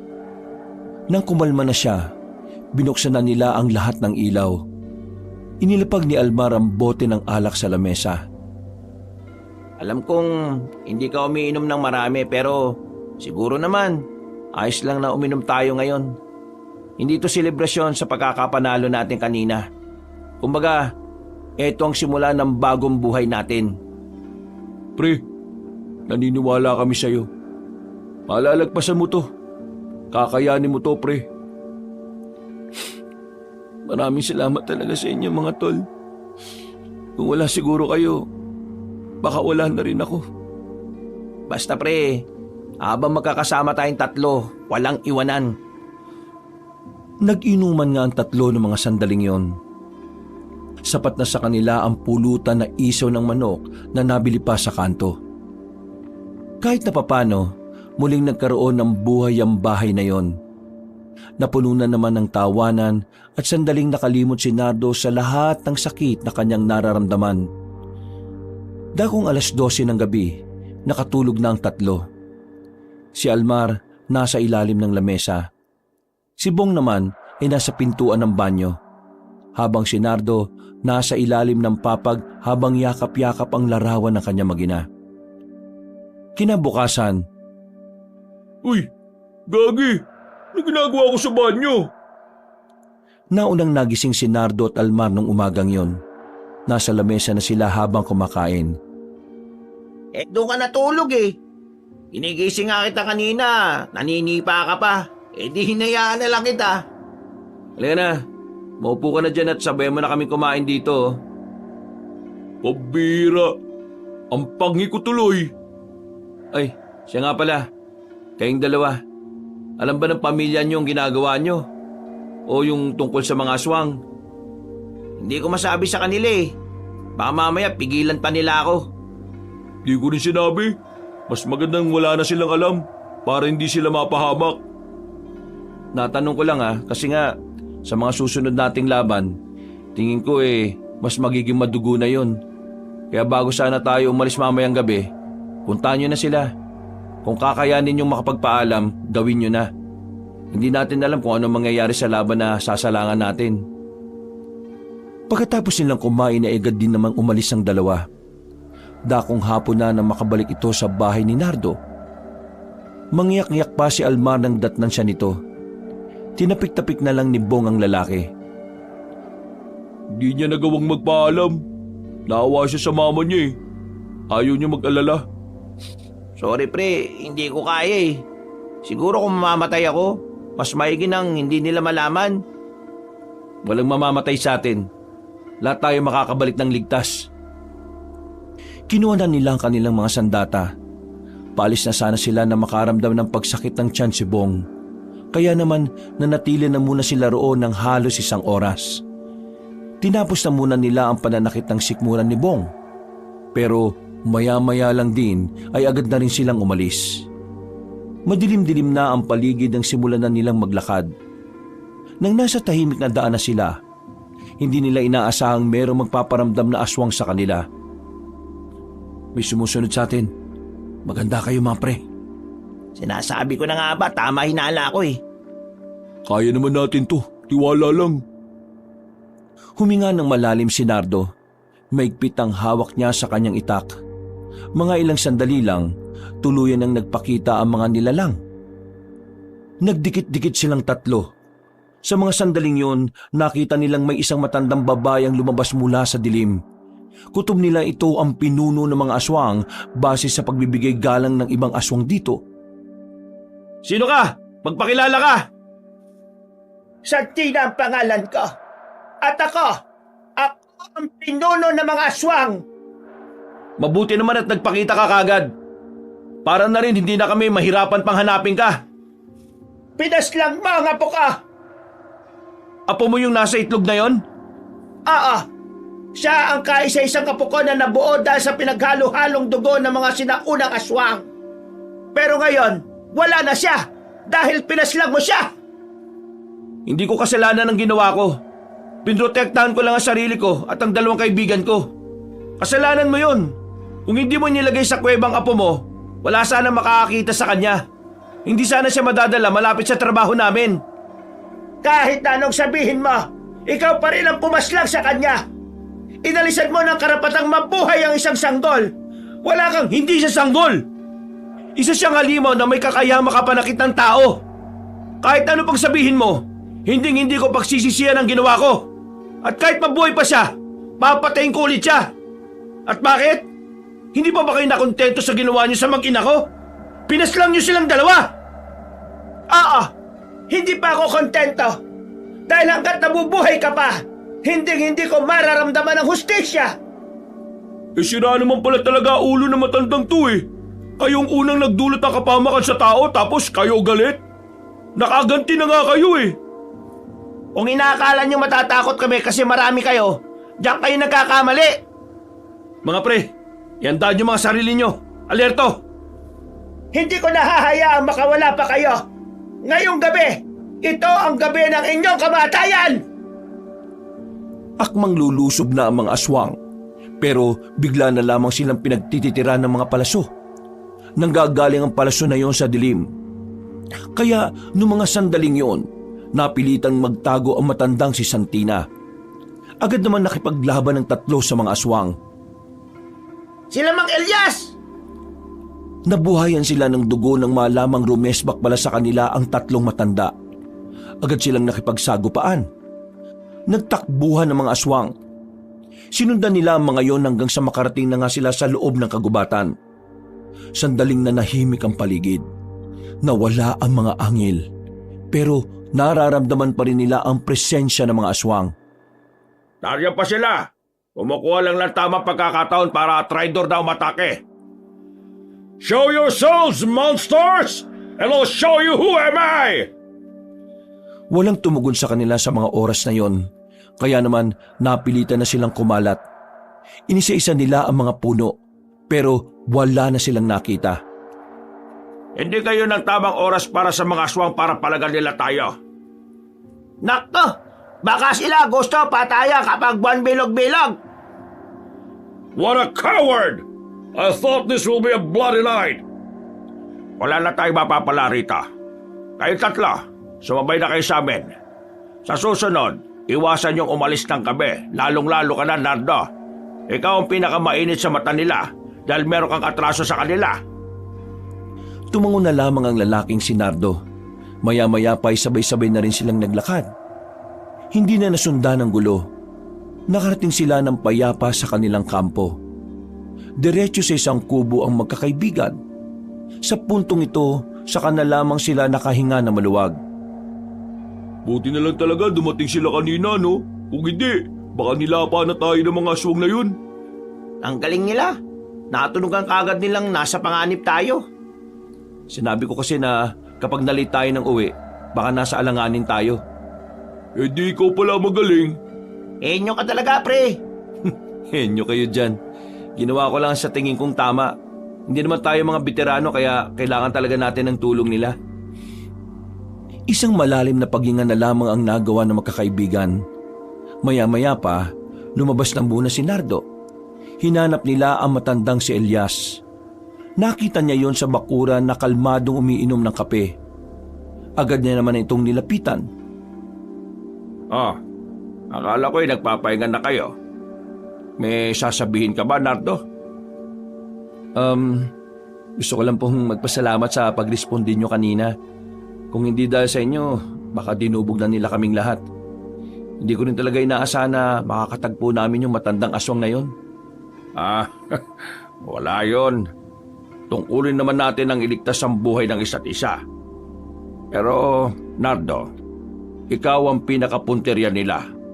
Wala na sa amin ang atensyon nila. Apo ng reyna at pinuno ng mga aswang ang napatay mo. Kaya lahat ng aswang galit na galit sa'yo. Hindi ka nila patatawarin. May ugali ang mga aswang hanggat hindi sila nakakaganti. Hindi sila titigil. Hindi siguro sila nakontento sa ginawa nila sa mag-ina mo kaya ikaw ngayon ang isusunod nila. Matanong ko lang, Mang Elias, gaano ba kabingis yung matandang babae na yon? Nung una namin siyang nakatapat, hindi pa siya ganon kabangis. Pero ayon sa pag-aaral namin ngayon, malaki na ang ipinagbago niya. Pero bakit hindi naman sila pumalag kanina? Dahil wala naman sa plano nila ang kalabanin kami. Lalaban lang sila kapag bilog na ang buwan. Ang gabi kung kailan sila malakas. Kailan ang bilog na buwan? Hindi naman totoo mga nasa kalendaryo kaya hindi ko masasabi kung kailan. Kaya nga dapat, anumang oras ay handa tayo. Nakakapanibago. Naninibago ka kasi sobrang layo ng buhay mo noon kumpara sa buhay mo ngayon. Parang noon kasi, ang saya-saya lang ng pamilya ko. Wala kaming ibang iniisip kundi ang kasiyahan lang namin. Ang mga pangarap namin. Pero sa isang iglap, nawala ang lahat. Kung hindi lang sana ako sumunod sa kanila nung hapon na yun, hindi ko sana mapapatay yung aswang na yun eh. Nagsisisi ka ba na nailigtas mo yung mga kaibigan mo dahil kapalit nun nawala ang mag-ina mo? Nagsisisi? Hindi ako nagsisisi. Siguro nagsisisi lang ako na pinatay ko yung aswang na kung pwede ko naman hayaan na lang o kaya tumakbo na lang kami. Kasalanan ko lahat. Napalingon silang dalawa sa likuran nang marinig nila ang tinig ng binatang si Bong. Kasalanan ko. Ako kasi ang nangulit kay Almar na puntahan yung malaking itlog na yun eh. Kung di ko naman pinakialaman yung itlog na yun, hindi naman siya mapipisa. At kung gano'n ang nangyari, hindi ka sana sumunod sa amin. Hindi mo sana napatay yung aswang na yun at hindi sana nawala si Ellen at si Vito. Wala kang kasalanan. Walang may gusto sa nangyari. Kung ako rin ang nasa kalagayan mo, ilalayo ko rin yung itlog na yun sa trabaho natin kung alam kong baka magdulot ng panganib yun. Hindi kita sinisisi, Bong. Walang may kasalanan. Huwag na tayo maglokohan, pre. Alam kong yun naman ang nararamdaman. Ganun ba ang tingin mo sa akin? May narinig ka ba sa akin nung nangyari na ang lahat ng yon? Di ba wala naman? Kasi wala naman dapat sisihin. Kung sino man ang sisisihin natin dito, walang iba kundi ang mga aswang na yon. Pero kahit na kailan, hindi ko inisip na kasalanan mo ang nangyari. Kasi kung ganun lang akong tao, baka hindi na kita kinausap kahit na kailan. Bong, walang mali sa ginawa mo. Alam namin na kaya mo inilayo ang itlog na yon ay dahil nag-alala ka para sa kaligtasan ng mga katrabaho mo.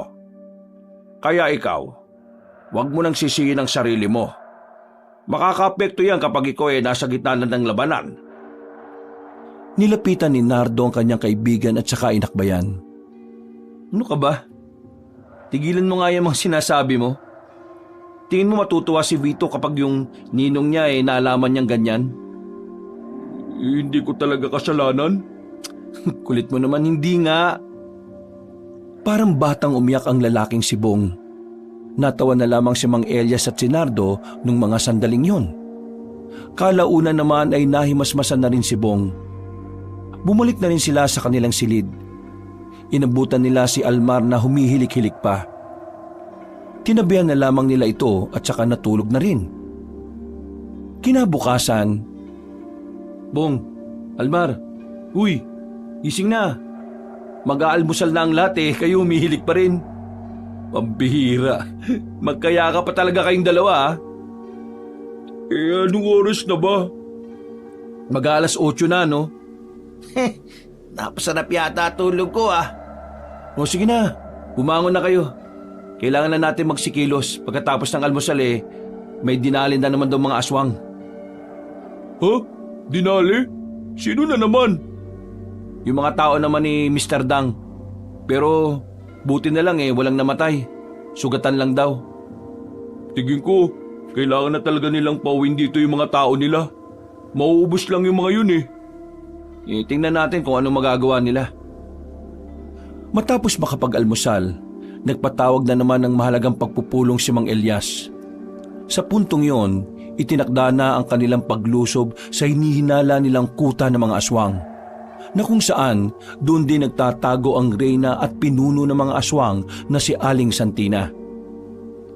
Bukas, pupunta na natin ang lungga ng mga aswang. Hindi natin alam kung ano ang mangyayari sa atin. Kaya ngayon pa lang, binibigyan ko na kayo ng pagkakataon para magpaalam sa mga pamilya ninyo. Hindi biro ang papasukin natin. Ito na ang pinakamabigat na laban sa kasaysayan ng ating samahan. We can do it, my boys! Just trust yourself! Your comrade and your masters! Kahit ano mangyari, ako buo loob at tapang nga tao, hindi asusuko. Higit sa katapangan, nais kong isapuso ninyo rin ang pagiging manunugis. Mamatay man tayo o mabuhay, manalo man tayo o matalo, huwag kayong manghihinayang sa buhay na inyong isinugal. Dahil ang ginagawa natin ito ay para sa kapalan na mas nakararaming tao. Naghiyawan ng manunugis, tanda ng kanilang pagiging determinado at pagiging desidido. Pagkatapos ng pagpupulong ay nagpaalam na rin ng tatlo. Babalik sila sa kanilang baryo para dalawin ang puntod ni Ellen at Vito. Alerto na sila sa posibilidad na baka may aswang na namang umatake sa kanila. Kaya naman malakas na rin ang loob nilang lumakad. Mahal, anak, nandito na ako. Hindi ko alam kung ito na ang huling dalo ko sa inyo. Bukas kasi mapapalaban na kami sa mga aswang. Mababangis daw yung mga yun. Gusto ko lang sabihin sa inyo na ginagawa kong lahat para mabigyan kayo ng hustisya. Kaya sana, kung nasan man kayo naroroon, masaya kayo sa ginagawa ko. Mare, itong si kumpare, magaling to makipaglaban. Diyos ko, kung nasaksiyan mo lang ng harapan, baka ma-inlove ka ulit. Dito, nanak. Alam mo bang itong tatay mo? Maraming pinatumbang mga aswang. Ang galing nito. Parang biyasang-biyasa na Mga bulero pa tong mga to. Ay nako, nakakamiss din makipag-usap sa mag-ina mo, pre. Parang dati lang, puro lang kalokohan tinuturo kay Vito. Tapos magagalit si Ellen sa akin. Kaya mainit ang dugo sa akin ni Ellen dati kasi kapag galing sa akin ang anak nyo, may mga bagong kalokohan na naiuwi sa bahay nyo. Sira ulo ka Nagulat na nga lang ko si Vito nung nagmure Uy, di ko tinuruan magmura yun ha. Sus, kunwari ka pa. Pamangkin mo nga, tinuruan mo magmuri. Kaya hindi malabong pati si Vito. Iniisip ko nga rin, nagmura na kaya si Vito sa langit? Sa tanong na yun ni Nardo ay sabay-sabay silang natawa. Kinakaya na ni Nardo ng umiti nang hindi na nakakaramdam ng sakit. Tanggap na kasi niya na wala ng kanya mag-ina. Alam na niyang wala na mangyayari kung maglulugmok siya. Sira ulo ka talaga. Kakaganyan mo, baka hindi ka napakitin ng langit Alam mong bawal magmura doon, nagtatanong ka pa ng ganyan no? Biro lang naman. Ha? Mahal ko? Anak ko? Kailangan na naming umalis. Huwag kayong mag-alala. Gagawin kong lahat para makabalik pa ako dito. Palagi niyong tatandaan na mahal ko kayo. Inakbayan na lamang siya ni Bong at Elmar. Nilisan na rin nila ang lugar na yon bago gumabi. Habang naglalakad sila pauwi, meron silang nakasalubong na isang lalaki. Payat lamang ito, parang isang kalabit lang ay matutumba na. Pero ang hindi nila maintindihan ay kung bakit nagawa pa nitong banggain si Almar. Uy, pasensya na ha. Hindi ko kasi kayo natingin sa dinaraanan nyo eh.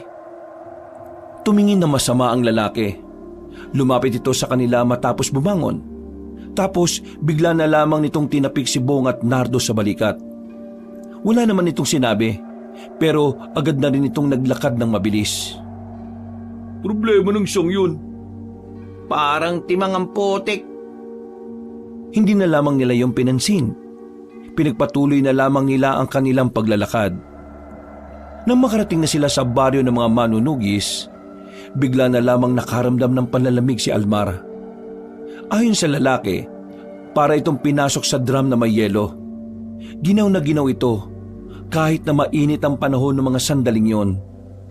Dahil dito, napilitan na si Nardo at Bong na ipaalam kina Mang Elias ang nangyari. Agad naman pumunta ang tatlong matanda. Wala ba kayong kinausap kanina o nakaalitan man lang? May kinausap kami kanina. Nakabanggaan ni Almar. Isang lalaki na payat na wala namang sinabi. Naglakad na rin to papalayo. Ako nga tingin. Baka tama aki hinala. Bakit po? Ano po bang nangyari sa kaibigan namin? Sandaling may sinuri ang matandang incheck sa liig ni Almar. Nanlaki ang mga mata nito nang malaman kung anong naging sanhi ng pagkakasakit ni Almar. Ano po nangyari? Hindi na tumutugon si Almar oh.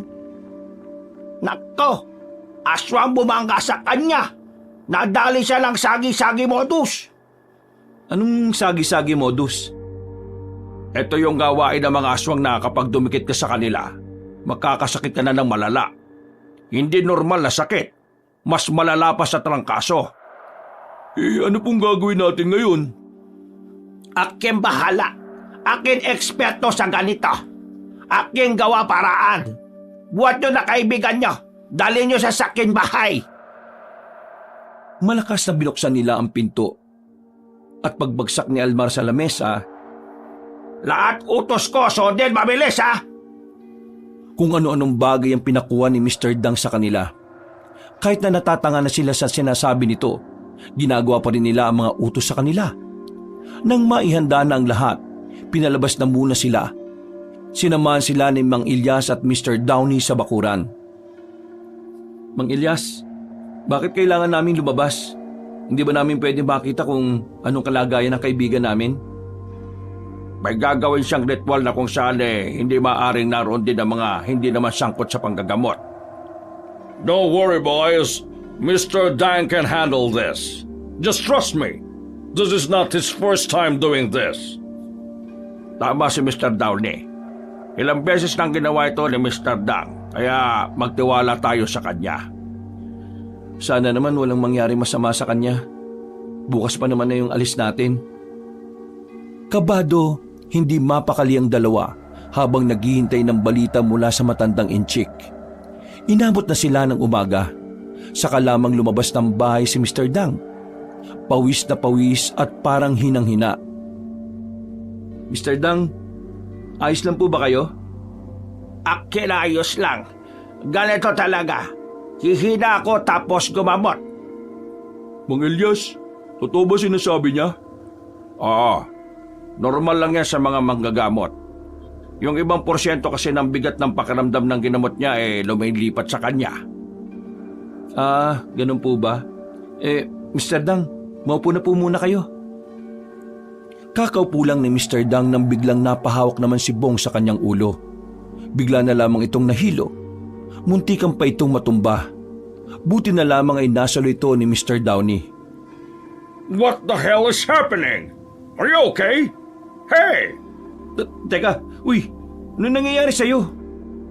Nahilo ko, pre. Ang bigat ng pakiramdam ko. Nardo, sigurado ka bang si Almar lang yung nabangga ng lalaking aswang? Oo, pero kasi tinapik din kasi si Bong sa balikat at saka ako. ikaw rin ay pambihira. Nako. Tayo wala na oras mag-usap. Ikaw Nardo at ikaw Bong. Kayo dalawa sa masakit sa loob. Pero baka may mangyaring masama sa'yo kapag pinagsabay-sabay mo sila. Wala tayo magagawa. Dapat sila magamot kagad. Kung hindi, nako, baka tigok sila. Akin ayos lang. Wala masama mangyari sa akin. Halika, sama kayo sa akin. Hali!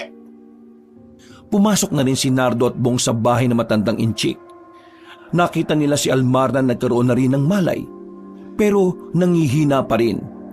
Maya-maya lang, maging si Nardo ay naramdaman na rin ang bigat ng kanyang pakiramdam. Natataranta na si Mr. Dang. Nang makitang sabay na namumuti ang mga mata ng dalawa, tinawag na nito ang dalawa pang matanda. Kailangan akin at tulong. Akin gabayan ninyo, dali! Mukhang kailangan na natin gamitin ang mga lakas natin para mawala sa kanilang itim na mahika na nagdulot ng sakit. Hindi, bawal. Kung gamitin natin, baka mawala ang lakas natin. Kapag tayo lahat wala lakas, lagot tayo aswang. Baka sila lulusob dito. Mr. Dang is right. Remember, they already knew our camp. Anong gagawin natin ngayon? Akin na bahala. Akin na babasas na ang pinakamalakas na ritual. Tulong nyo na lang ako handa ng mga dapat gamit. Sinimulan na nila ang panggagamot sa dalawa pang tinamaan ng sakit na gawa ng aswang. Pero hindi na kinakaya ni Mr. Dang mag-isa. Hinang-hina na rin ito. Hindi na nito matapos ang pagbabasa ng ritual. Akin pagod na. Akin hirap na. Higa. Ako na babasa. No, leave it to me. Pero ikaw ang may pinakamahina katawan sa atin. I don't care. You are the strongest when it comes to fighting. So you need to save your energy. They need you. Ang ritual na kanilang babasahin ay ang ritual na itinuturing nilang pinagbabawal. Maaari kasing buhay ang maging kapalit kung hindi kakayanin na magsasagawa. Pero ang ritual na yon ay pinaka-epektibong paraan para pagalingin ang kahit na anumang uri ng sakit. Pero just leave it to me or else I'll kick your balls. Elias, yaan mo Mr. Downey. Tama sabi niya, ikaw dapat matila malakas. Kasi pag aswang bigla dating maya gabi, yali tayo lahat. Ay nako, kainis naman na. Leave the house. Bring Almar outside. This is my time to shine. Inilalayan na ni Mang Elias ang lalaking si Almar na makatayo. Nang makalabas na sila, nakita nilang ngumiti pa si Mr. Downey nang isarado na nito ang pintuan at bintana. Maya-maya lamang, naririnig na lamang nila ang matandang kano na nagbabasa na ng Latin. Anong nangyayari sa kanila? Kagaya mo, nadali rin sila ng aswang. Mas malala kanila. Hindi rin namin alam kung bakit. Tiwala lang. Makaliligtas sila dalawa. Sana rin maging ayos lang si Mr. Downey. Halos 2 oras silang naghintay na matapos yon. Maya-maya lang nagbukas na rin ang pintuan. Pero bigla na lamang natumba matandang kano at nawalan na rin ng malay. Ay, gumising ka! I'm okay. I'm just tired. Let me rest. Nakahinga ng maluwag ang matandang si Elias nang masigurong nasa maayos lang na kalagayan si Mr. Downey. Nang pasukin naman nila ang dalawa sa loob, wala na rin ang lagnat na mga yon. Basang-basa ng pawis. Dahil sa mga nangyaring yon, naisipan ni Mang Elias na ipagpaliban ng paglusob sa mga aswang. Pero ang kinababahala naman nila ay baka sila ang dalawi ng mga nilalang na yon. Buti naman at nagkamalay na rin kayo. Kumusta naman ang pakiramdam ninyo? Magana pakiramdam ko. Parang wala na akong nararamdaman sakit. Ako rin, maayos na pakiramdam ko. Pero ano ba nangyari kay Mr. Downey? Bakit siya nakahiga doon? Napagod lang siya. Nasaan si Almar? Nasa kabilang bahay. Inaasikaso niya si Mr. Dang. Mang Elias, Paano yung paglusob natin? Hindi na muna tayo tutuloy. Siguro sila na lang ang hihintayin natin ngayon. Mukhang sinadya nila ito mangyari para matuon ang atensyon natin lahat sa pagpapagaling sa inyo. Pasensya na ho kayo ah. Mukhang naging pabigat pa kami. Huwag mong sabihin yan. Sadyang magaling lang talaga ang taktika ng mga aswang. Sa ngayon, inihanda ko na mga kasamahan natin. Kaya dito lang kayo. Magpahinga kayo. Sakaling may mga aswang na dumating may susundo sa inyo rito para lumayo. Hindi. Sasama kami sa laban. Kailangan nyo pang maibalik ang lakas ninyo. Makinig kayo sa akin, ha? Hintayin nyo na lang ang mga pagkain nyo.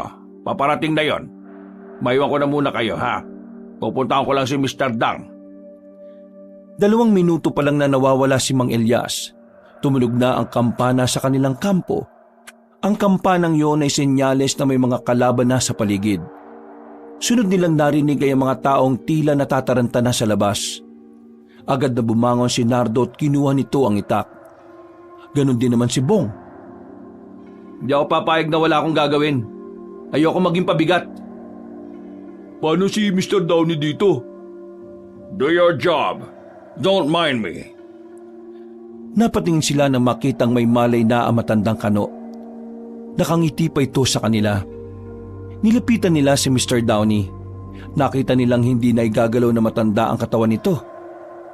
Go outside and help Elias. Go! Huwag ka magkalala, Mr. Downey. Hindi masasayang ang ginawa mo para sa amin. Bong, tara na! Paglabas nila ng bahay na yon, nakita nilang nagtatakbuhan na ang mga kasama nila patungo sa kanya-kanya nilang pwesto. Nakasalubong nila sa labas si Almar na may daladala na ring sandata. Base sa lakad nito, kagaya nila ay tila nangihina pa rin ito. Oh, bakit kayo lumabas? Sabi ni... Kailangan namin tumulong. Mga pre, tara na, samahan natin si Mang Elias. Agad nilang hinanap ang matandang lalaki. Napakamot na lamang si Mang Elias nang makita sila. Pero wala na itong magagawa. Aminado rin naman itong kailangan nila ang tatlo. Pwesto, mga kasama! Gamitin na natin lahat ng taktika na napag-aralan natin. Walang kakabahan, ha? Walang matatakot. Tandaan nyo, mas mataas ang tao kaysa sa mga aswang. Isang mahabang katahimikan ng namayani. Umihip ng malakas ang hangin. Ang kakaibang lamig ay nakakadagdag pa sa kaba na nararamdaman ni Nardo. Maya-maya lang, Ibigay niyo na lang ang lahat ng yan para wala ng gulo! nakita nila ang reyna ng mga aswang na nakatayo sa bubungan ng bahay. Kasama nito ang ilang kapwa nito aswang na sa unang tingin pa lang ay mas mababangis. Sa puntong ito, naramdaman na lamang ni Nardo ang tindigan ng kanyang balahibo. Siya ang puntirya ng reyna ng mga aswang. Pero iniisip na lamang niya na ang gagawin niya ay para sa kanyang anak at asawa. Humigpit ang kanyang hawak sa itak. Sa puntong ito, unti-unting nawala ang kanyang takot at kaba. Naglakad siya ng kaunti at hinarap ang matandang babaeng aswang. Hoy, tanda! Kung gusto mo ako makuha, kailangan mo muna akong patayin! Bumaba ka dyan at magharap tayo! Nagulat sila sa ginawang panghamon ni Nardo. Kaya naman agad na ring nagbigay ng hudyat si Mang Elias. Mga kasama! Ngayon na! Mula sa likuran ng mga bahay, lumabas ang ilang mga manunugis na gamit ang palaso at pana. Tinira nila ng mga palaso ang mga aswang. At dahil sa kanilang ginawa, marami agad ang nabawa sa mga aswang. Pero nakita nilang may iba pang dumating kaya ipinagpatuloy na nila ang laban. Mga pre, dito lang kayo! Samahan niyo sila! Ikaw! Haharapin ko yung reyna! Sigurado ka ba? Magkasama kaming dalawa. Tara na, Nardo! Tumakbo na ang dalawa patungo sa kakahuyan. Doon ay inabutan nila si Aling Santina na sa mga sandaling ito ay nanggagalaiti na sa galit. Hindi ba alam na ngayon sana ang pagdiriwang namin ng 3 linggo ng apo ko? Pero pinatay mo siya! Bakit ba hindi mo maintindihan na ginawa ko lang ang dapat para protektahan ang sarili ko at ang mga kaibigan? Wala akong pakialam kung ano ang dahilan mo! Wala akong pakialam kung sino ang nais mong protektahan. Basta ang alam ko lang, pinaslang mo ang kaisa-isa kong apa. Nardo, maganda ka na. Malakas to. Papatayin kita! Ipaparamdam ko sa iyo ng dahan-dahan ang sakit! Maya-maya lang ay agad na rin nagbago ng anyo ang matandang si Santina. Humaba na ang buhok nito. Tumulis ang ilong at ang tenga. Gumapang ang makakapal nitong buhok sa lupa at kumapit sa binti nilang dalawa. Binalibag sila sa lapag. Unang tumama ang kanilang likod kaya agad nilang naramdaman ang kirot. Pero kahit na ganon, pinilit pa rin nilang makabangon. Nagsisimula pa lang tayo! Ilag, Nardo! Nagawa ni Nardo na mailagan ng muling paglapit sa kanila na makakapal na buhok. Pero nang lumingon siya sa gilid, nakita niyang naroon pa ang makakapal na hibla ng buhok na agad din namang pumulupot sa kanyang leeg. Lintik kang kumot ka! Mabilis na lumapit si Mang Elias. Hinigupit nito ng hawak na itak ang buhok na nakapulupot kay Nardo. Nabitiwan niyo ng aswang. Lalo lamang nanggigil si Aling Santina. Anong karapatan mo, Santana? Putulin ang maganda kong bahak! Anong magandang pinagsasabi mo? Matuto ka nga mag-shampoo! Ayun na! Lumundag na mataas sa matandang aswang. Paglapit ito sa kanilang harapan, sabay nila itong tinaga. Pero sa kasamaang palad ay hindi pa rin nila ito nagawang patamaan. Sa halip, sila pa ang nasuntok nito. Matigas ang kamao ng aswang. Malakas din ang pagkakasuntok kaya napasukan ng dugo si Nardo. Hindi niya inaasahan na ganun kalakas na suntok ang matatanggap niya. Ano? Wala ka na bang ibang gagawin kundi ang maging lampa? Patunayan mo sa akin na kaya mong sumabay para man lang may saysay ang kamatayan mo!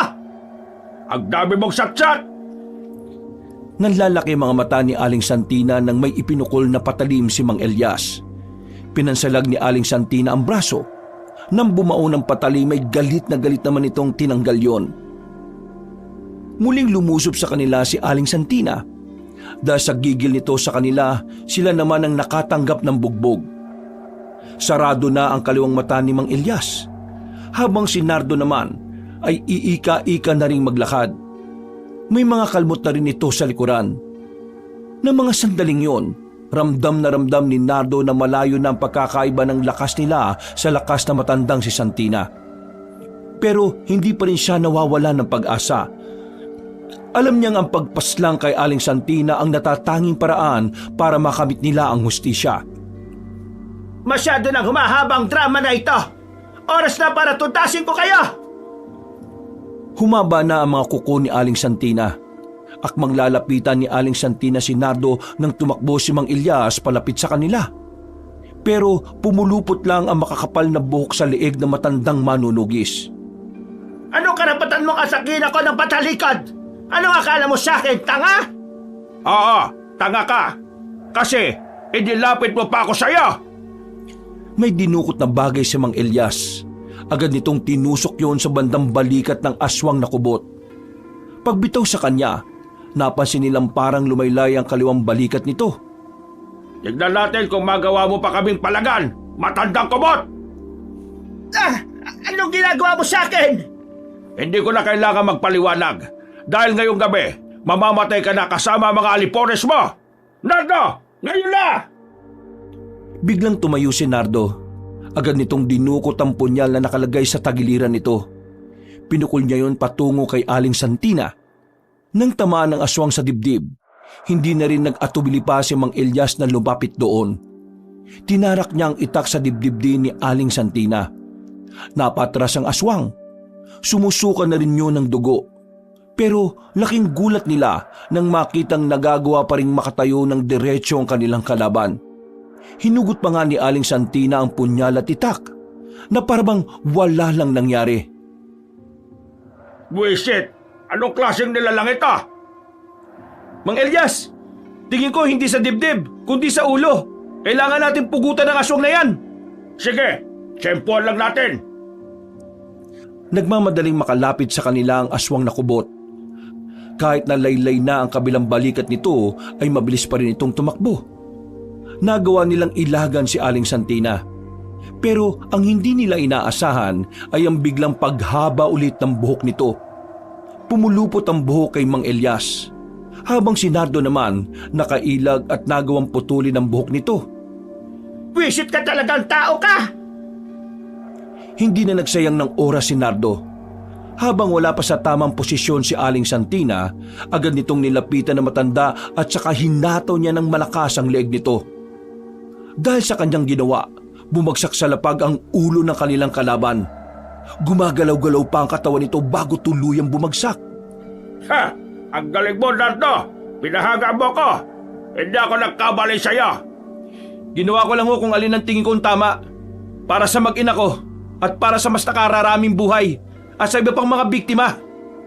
Lintik yan! Ang hirap!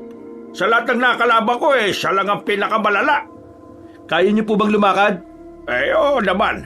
Tara, balikan na natin ang iba pang mga aswang. Iika-ikang naglakad ng dalawa. Pagdating nila sa baryo ay agad nilang pinaalam na patay na ang reyna ng mga aswang. Pinakita pa ni Mang Elias ang ulo ng aswang na kubot. Dahil doon, tila nawala ng pag-asa ang mga natitirang aswang. Nawala sa focus sa mga yon. Kaya kalaunan, nagawa na rin nilang matalo ang puwersa ng kasamaan. Pre, wala na! Wala na mga aswang! Ha! Nagawa natin, pre! Nagawa natin! Nanalo tayo! Natalo rin natin ang mga salot na yon! Walang paglagyan ng kaligayahan ng dalawang kaibigan ni Nardo ng mga sandaling yon. Mangyak-yak pa ang mga yon habang niyayakap siya. Kahit si Nardo din, sobrang saya ng kanyang kalooban. Pakiramdam niya kasi, siya mismo ang naghain ng hustisya para sa kanyang asawa at anak. Mga kasama, sa laban na ito tapos na. Natalo na natin ang mga aswang.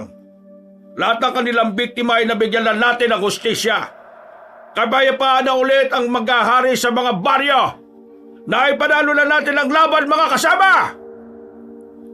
Palakpakan ng mga manunugis at dahil sa kanilang pagkapanalo, kinabukasan lang din ay nagkaroon ng pagdiriwang. Maraming baboy na kinatay, maraming alak na pinabili. Napapangiti na lamang si Nardo habang pinagmamasdan ng mga tao sa labas. You made us proud, boys! Good job! Pwede na talaga tagabang ligtas tatlo na to! Malulunong, aba! Hindi naman kami makakarap sa mga aswang kung hindi rin naman dahil sa inyo. Mang Elias, maraming salamat sa paggabay niyo sa amin. Mr. Dang, maraming salamat sa paggagamot kay Almar. At Mr. Downey, thank you so much sa paggamot mo rin sa amin ni Bong. Kung hindi namin kayo nakilala, baka hanggang ngayon umiiyak pa rin ako para sa hustisya. Pasalamatan niyo ang mga sarili ninyo. Kasi pinili niyong maging matatag at malakas para sa mga pinaglalaban ninyo. Tama na nga yan. Baka mamaya mag-iyakan pa tayo Cheers! Masayang nag-inuman ng mga manunugis ng mga sandaling yon. Pero pagdating ng hapon, agad na nagtungo ang lalaking si Nardo sa puntod ng kanya mag-ina. Dala-dala niya ang paboritong pagkain ni Vito at Elena. Umupo siya sa harapan ng puntod at saka naiiyak habang nakangiti. Mahal ko, anak ko, nandito na ulit ako. Naipanalo namin ang laban sa mga aswang. Sana masaya kayo dyan. Sana nakangiti kayo ngayon. Ako, ayos lang naman ako. Mahirap pero pipilitin kong makabangon para sa inyo. Kailangan ko magpatuloy. Mahal ko, anak ko, mahal na mahal ko kayo. At kahit na ano pa man ang mangyari sa buhay ko, mananatili kayo ang nasa puso ko. Siya nga pala, may dala-dala akong pagkain, no? Tara, kain tayo.